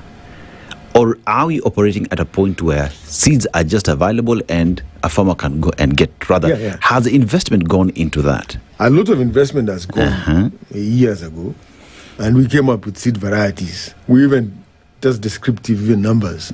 For example, 5 series is for low areas like Ukambani regions and all that. 6 series is for highlands like Trans Nzoia. And then you now have varieties also meant for fodder. We have varieties meant for human consumption. We have varieties that cut across. There's even a variety that is very good for maize choma. Yeah, we've done all that research. It is there. Yes, it is just that we are not doing the right things all the time. What are we doing? Well, you remember there used to be extension officers that were at the ministry at the time, and I think with the new constitution, those agriculture was devolved. But prior to that, about 10 years into Kibaki's administration, they were gotten rid of, and the new farmers now are not appreciating the presence of an agricultural officer to advise you whether you need liming, as the acidity, whether you need whether you need crop rotation. We need crop rotation at some point from time to time, and the varieties of seed, the amount of fertilizer, the chemicals that are required to spray for landworm and things like that for your area. So that we're just doing the wrong things, and we farmers are to really blame for all that, because we are not appreciating and we're not asking for field officers to be there. We are not asking county governments that the maize producing regions that we need field officers. At the same time, I talked about earlier on market efficiency. What it entails is that what is the motivation for me to go to a farm and produce 12 bags an acre in 11 acres or 10 acres? What is the motivation that? But if you go through some research, you'll find that at 11 acres, you are not commercially viable farmer, period. Just be informed that if you're doing 1 or 2 acres, you're just joking. It's a kitchen garden. Yeah, it's a kitchen garden. Okay. The moment you arrive at 15 acres, we can now start talking. Right? At the moment, by day for your information, Tanzania are concentrating on farmers who are 50 acres and above. And when we say concentrating, that means there's offtake by government from these farmers for the cereal barns. Yes. Okay. Yeah. And on that note, they are now second to South Africa in maize production in Africa. So why are they doing so? Because we are concentrating on 1 acre, 2 acre farmers. We simply have to tell them, let us do other crops. Let us do vegetables. Let us do other things. Now, that brings in the question. Is there an over-reliance on maize for Kenya in this food crisis that we talk about? Is there space for a conversation about the diversification of food in Kenya? We're not even talking about food for export at this point. You're talking about food for survival for Kenya's people. There's 60 million bags of maize, of which 40 million is being produced here. So that means 20 million is being imported, isn't it?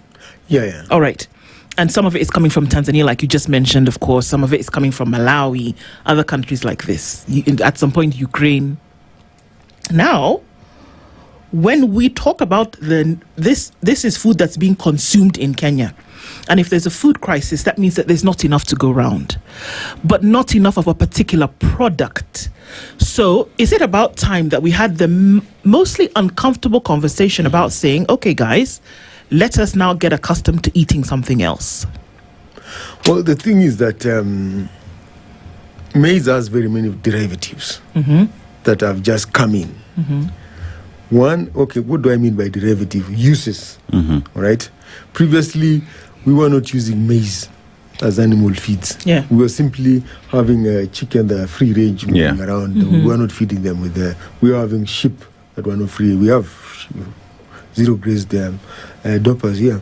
The milk requirement in the country is quite high. So we now need to convert maize into animal feeds. The government has never established how much maize we need for maize choma. Or the green maize that is used for githeri. It does not really come out how much we need for it. All right, but this country was segmented some time back. We used to have Galana for beef, camel rearing there. We used to have Ukambani region for sorghum and wimbi. All right, we used to have North Rift for maize like that, and it's the consumer that is preferring ugali. It's the calories that is required daily is from ugali, and it's stabilized because that's what's been offered, or because that's what's there, isn't it? But if you look at rice consumption, it has gone up. Potatoes has gone up. If you look at wheat, it's really gone up. So those alternatives are also checking in, but it's huge, and we need industrial thinking of how to feed Kenyans. But how many farmers, and I'm going to go to a break, but how many farmers today, like yourself, Nation, are saying, okay, you know what? In the crop rotation, if I'm going to grow maize this season, the next I'm going to put sorghum and millet, and I'm going to, rotate my crop that way. Or the next time I'm going to make sure that I have, I mean, did we know that, for example, that you can get flour to make an ugali out of potatoes? That we see there are other countries where you do that with cassava, you do it with millet, you do it with sorghum, you do it with potatoes, you do it with rice, and that you can still have the effect of the ugali effect, perhaps is what is being sought after. But how many farmers are actually saying fine? Because it's what you put on the buffet that people are going to buy, right? Is what the people are going to order. If there's maize in abundance coming from, and that's what people are going to say that they're going to purchase.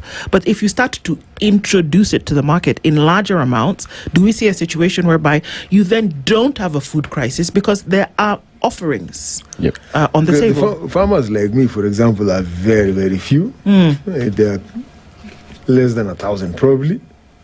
Who can think of crop rotation? You have there's some research that established that the average age of a farmer in Kenya is 65 years old, and that is very true. Myself, I'm almost 50, but when I go for meetings, I'm almost the secretary because I'm the youngest there. So this 65-year-old farmer now that is forming bulk of our farmers, why is he there? These are retired people who are passing their time, whether they get 20 bags or 30 bags or 10 bags, it's really, they have produced maize. That's it. And that's where we are. And it's insignificant. And that is a person who you'll not teach new tricks. And we are having a problem, for example, in North Rift, with a particular plow, a disc plow, that is used quite a bit in Kenya. If you go to countries that produce sizable amounts of maize, it's an illegal implement. In Brazil, it's illegal to use a disc plow in your farms. Right. But they produce it and they sell it to Kenya. And for this crisis that we are in, for example, they have not produced maize, they have failed in maize. It's because of that plow. It's because if you look at smart farming, smart farming is you're supposed to let moisture laden into the soil right? But if you're using a disc plow, when it rains, it evaporates immediately, right? So you need continuous rains so that you can harvest. But if you go to regions like Texas, you will not see that plow at all. You're looking at heavy mechanized machinery that's operating on a farm. But there's a fellow in Gilgil that came up with that implement that can be used by local small-scale farmers. And it's a very expensive item. It's taxed. It's something that should be provided by the local enterprises, that government, so that farmers can gain access to it. You need a foot deep, but at the moment in Trans-Nzoia, you're looking at about 6 inches in a tillage. You really can't get enough of it. Let's take a break at this point and then come back and continue, because if we're going to get out of this food crisis, I hear Nashan saying that there's certain things that you must do. I'm also hearing you say that you need to lower the age of people who are getting into farming. Happy Face Kaunda in Zambia would agree with you. We'll come back and continue with that in a bit. This is the Situation Room, the only way to start your day. Traffic. All right, so today has not been too much of a crazy day in terms of traffic. You've gotten where you need to go, and so we're doing okay. Just a little bit of that left on the Pangani underpass as you get through towards the CBD this morning. And whatever is coming off of Langata Road is manageable. We're not going to have too much of an issue there. You'll meet Raila Odinga Way with Ngong Road, and some of that traffic also will spill over to the city. So for now, it looks pretty good. We're coming out of traffic hour. Let's still keep things moving. SpiceFM KE on X, hashtag the Situation Room.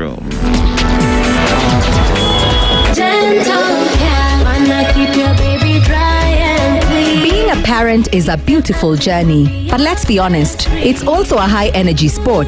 When your little one is comfortable, dry and free to explore, there's absolutely nothing stopping them. That's why this week on Sugar and Spice, we're celebrating your child's unstoppable milestones in partnership with Bidco. Tune in weekdays from 11 a.m., share your toddler's most unstoppable moments with us, and you could win a premium Gentle Care baby pants hamper from Bidco. For the unstoppable, for the mother who cares. Mature, intelligent talk every morning. Spice up yourself.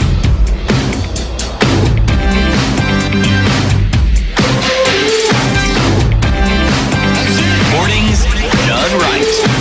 94.4 Spice FM, Nairobi. Kenya is in a food crisis is what Nashan Ngetich is telling us this morning. And then to be able to get out of it, I wonder if there's certain things that can be done. That forms the basis of our conversation today.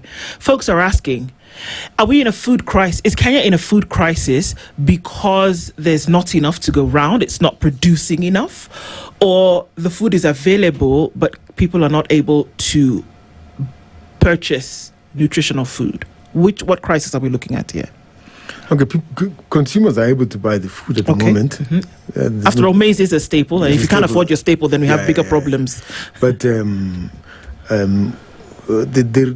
one in enough rains during May, March, April, May. The rains came in slightly earlier, and that was it.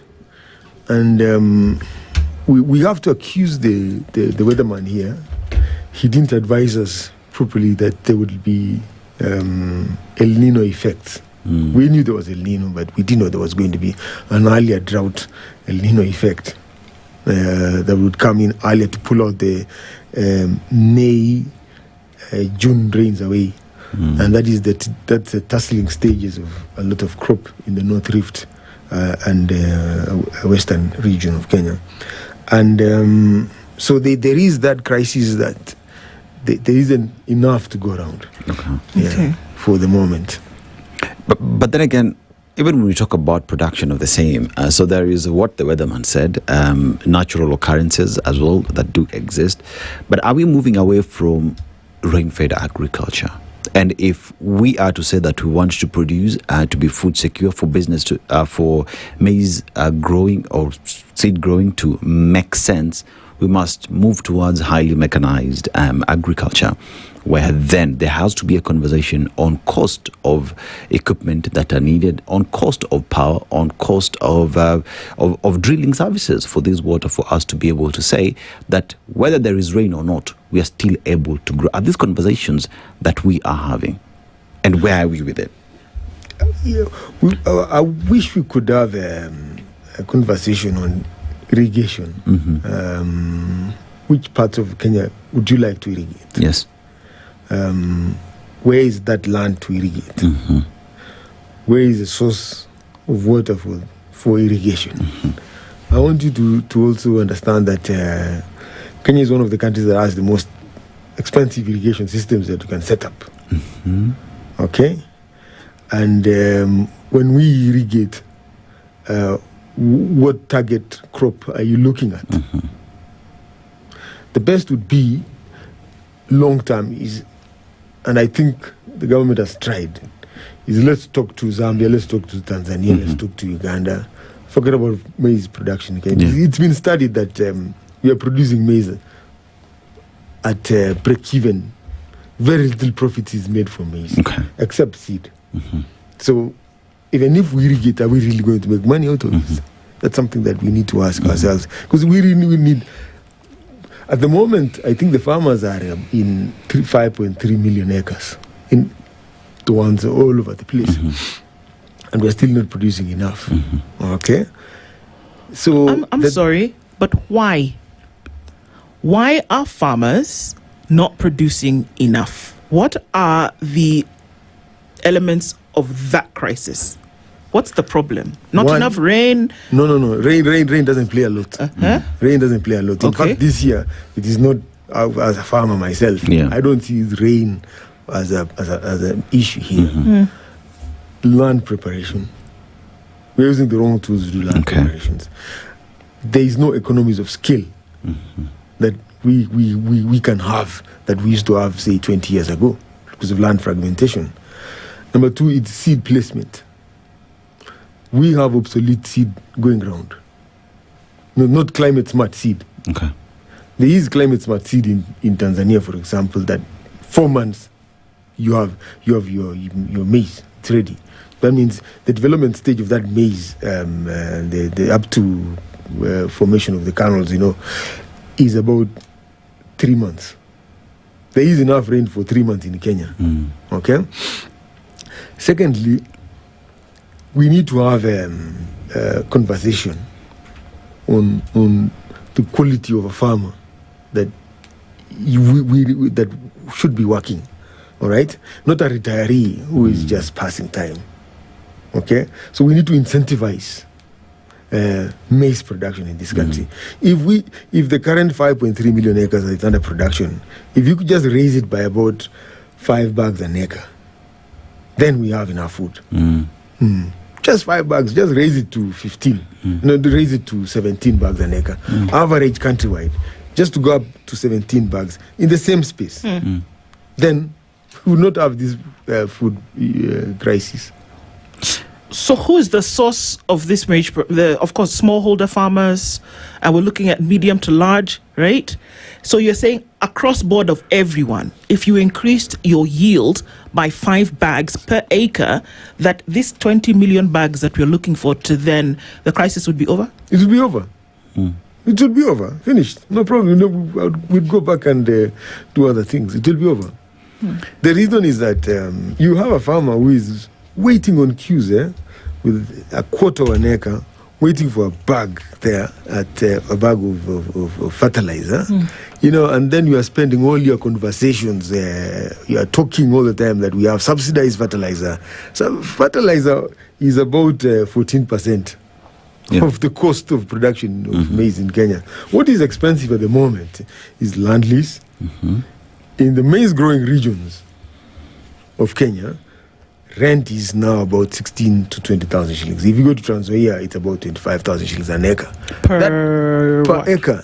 But per what period of time? Per year, okay. And and it's only one season you're allowed to. Nakuru is 10,000. Narok is about 10,000. That forms about 18 to 20% of your costs. In Trans Nzoia, where you're producing the bulk of the maize, it actually forms 25% of your cost. We have pesticides here. We have herbicides. And actually, pesticides and herbicides form the most expensive part of your production. Those ones are not being addressed, and they're forever going up. So when you get the farmers to be timing on fertilizer, the conversation in government is fertilizer, but they are not telling us that there is a road fuel levy, for example, that we are using machinery. They don't believe, government does not believe that we are using machinery. We are using jembes, the ones stick and some metal are there. They see that as the farmer, all right? And that is going to be the one producing food. So I don't see how you're going to get the extra $5. It's until you start looking at the road maintenance levy that you are taxing on farmers, all right? Is 18 shillings per litre. And that machine was never in any road. It was simply sat there in the farm, working in the farm. But you're taxing him fuel road levy. We have to look at the chemicals that we're using. How much are they? It forms up to about 25% of the cost that the government doesn't tell us. We need to subsidize those ones. If we subsidize that, then I'll be encouraged to increase my acreage to produce food for this country. There is equally a conversation that has been going around about there is food security and there is food sovereignty. Now, when you talk about food security, is ability to feed your population and people to say our belly is full. But when you talk about food sovereignty, is the question of who controls our chemicals. Who is this person that controls our seeds? And many have said that multinationals have gotten into the Kenyan society and they are controlling the kind of seeds that we are growing, the kind of chemicals we are using. And internally, are we having these conversations in such that if it's seeds, we produce our own seeds, we know where it's coming from, we can trace where it's coming from. When we talk about chemicals, that we have done our own internal research on chemicals that we do use so that it is not affecting our people, but as well is giving us high yields that we do have. Are these a concern to farmers as we speak today? At the moment, the government or Kenyans are concerned about food security, not food sovereignty. All right? Because you can bring in maharagwe or beans from Ethiopia or from Uganda or from Congo. We can bring in maize from Tanzania. We can import wheat. By the way, we are now doing 95% of wheat is imported. Yes. So we are only food secure 5% as well for wheat, but that's for another day. So if you look at Kenyan agricultural policy is to be food secure. But if you look at France, the agricultural policy is food sovereignty. So that's a world apart. Food sovereignty is that we've got to look at the chemicals, can we make them locally? All right? We look at machinery, can we make them locally? Can we produce them ourselves? We've got to look at available land and try to restrict fragmentation so that your food is secure. The way we are working, the population, how do we have generational inheritance of, say, 10 acres? Will we have 10 acres still being farmed in the next 50 years? Or will it have been split into plots? So those are the things that separate us from food sovereignty. But should we have those discussions though? Because if 10 acres was doing well today, then one would expect that such conversations from government policy level are held so that in 10, 20 years, that 10 acres still remains 10 acres because we are trying to be food secure. That sovereignty of the food we produce still exists because, like you've said, when the land question is never handled in this country. Land is left for everyone to do that which they want to do. Yeah, and the interesting thing, you rightly put it. I want you can go to Central African Republic. Those countries are really, really low.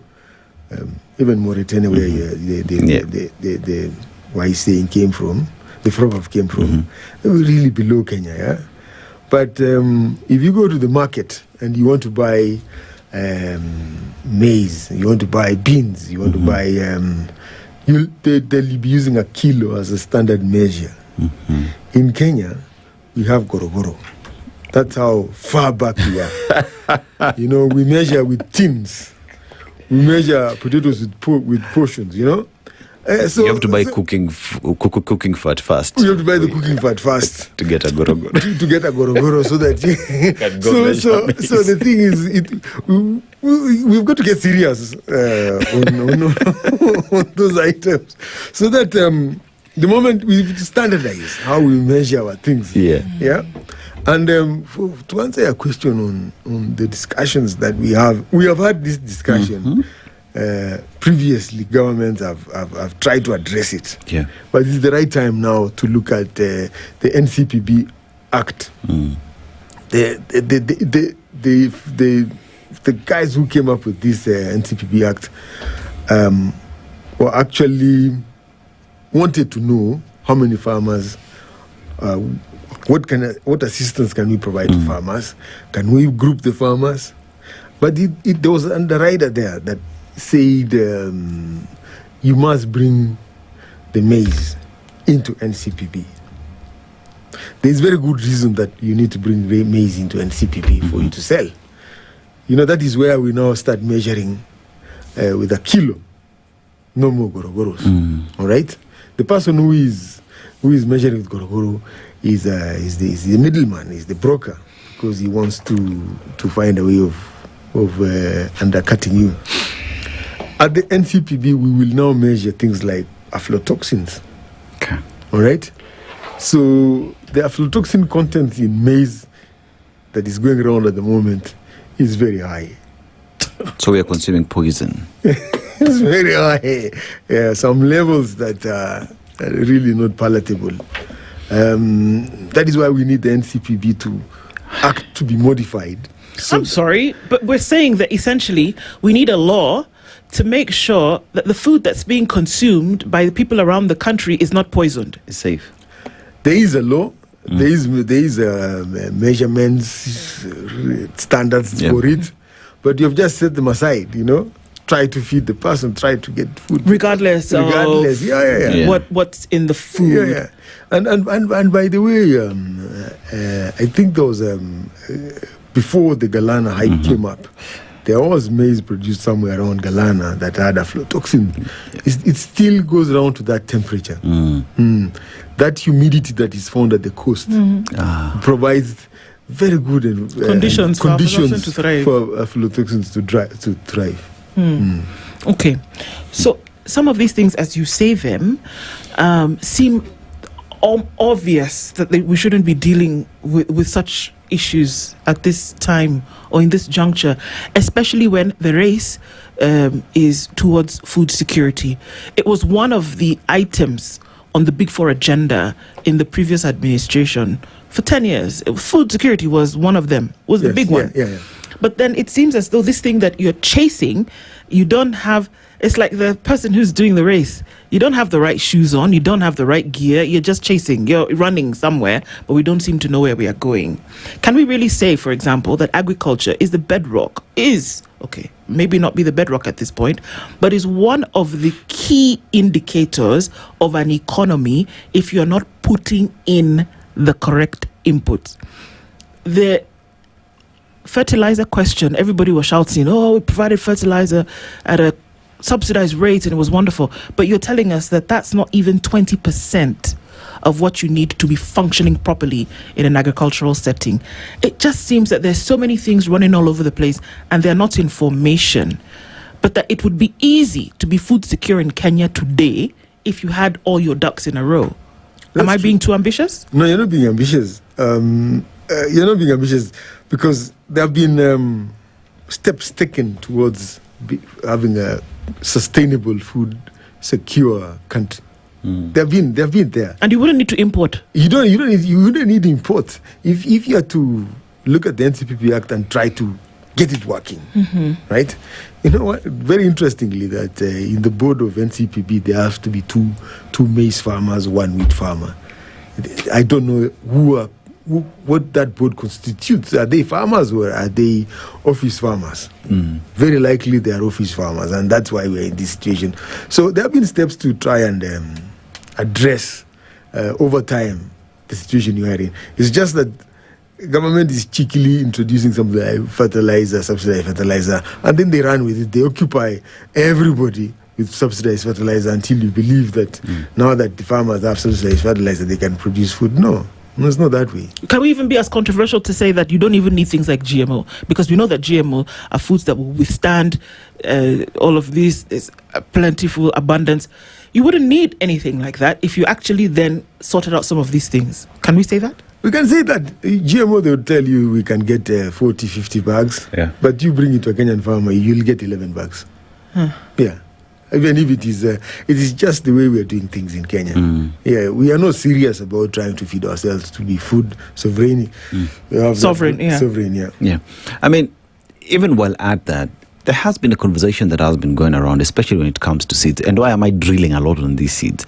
Because there was a conversation that when you have indigenous seeds and those who are working with them, it would be a crime for you to have them or for you to develop the same. And that conversation stuck, especially with the rights activists in the food sector who said, no, allow us to have our own indigenous seeds that we're used to instead of introducing to us foreign seeds that we don't know where it's come from, that exposes their individuals to what many would say is carcinogenic materials. And that conversation has equally made many as well just stay away from the entire maize because there is GMO that is coming into the country. There is the question of seed sovereignty that has existed. What's the truth? What's the myth? What's the facts? Okay, one fact I know is that indigenous seed maize, indigenous maize is more nutritious and very palatable and very sweet. And research needs to be done whether it has what amounts of sugars it has in it, what amount of starch it has in it, but it's good. Yes. All right. And it's good that the international bodies that are controlling seed were put on check. Otherwise, because if you look at GMO seed, the rules around it is that it's been made that you cannot recycle the seed itself, and they want you to go back to always buying from them. Always buying from them, and we don't have that capacity. But that is rocket science you're trying to address, because with the hybrid seeds that we produce locally, there are farmers who can reach 40, 50 bags.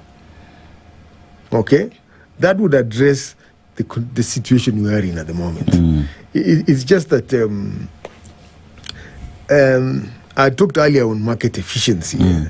If you are efficient, you'll put your money onto the roads that are producing food. All right? You will ensure that we are all collecting the maize in one central location. We will ensure that brokers, the middlemen, are removed. Because now, the consumer is paying a very high price. The producer is being paid a very low price. So somewhere in the middle there is where it is incentivizing the industry. And that is what we need to address. KRA can address it, we need the farmer to file his returns, that he's selling to this particular broker. That particular broker is selling to this miller, and if that is addressed, then we now know how much the middlemen are getting. Yeah, but they do make more than the farmer, and they do make a killing of the consumer. Yeah. You know what we've done today is that you've said that the crisis, and though where you don't have to bring in, a lot of crisis situations require you to bring in external parties, but that the food crisis that Kenya is currently experiencing can actually be solved from within. Yes, indeed. It will be solved. It has only been solved within. We are not doing the right thing as a country. The ministry is not doing what is it they are required to do. But for government, particularly the Ministry of Agriculture, I had said earlier it is populated with people who I think are not patriotic. You saw the other day the government is talking about we are going to import 1 million bags. Are you sure that 1 million bags, it could be in the high seas already?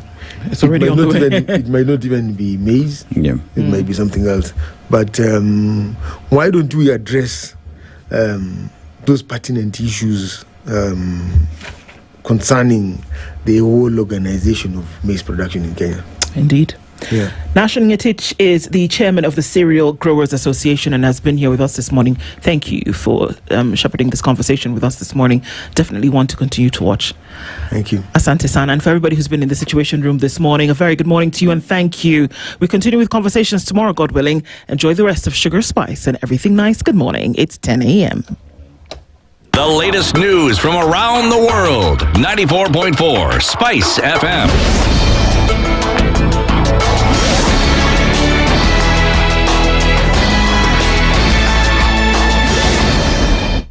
Good morning, this is the news. I'm Sheila Tembor. The Social Health Authority has directed level 5 and 6 healthcare providers with pending claims from the defunct NHIF to prepare supporting documents for verification. In a statement, SHA CEO Dr.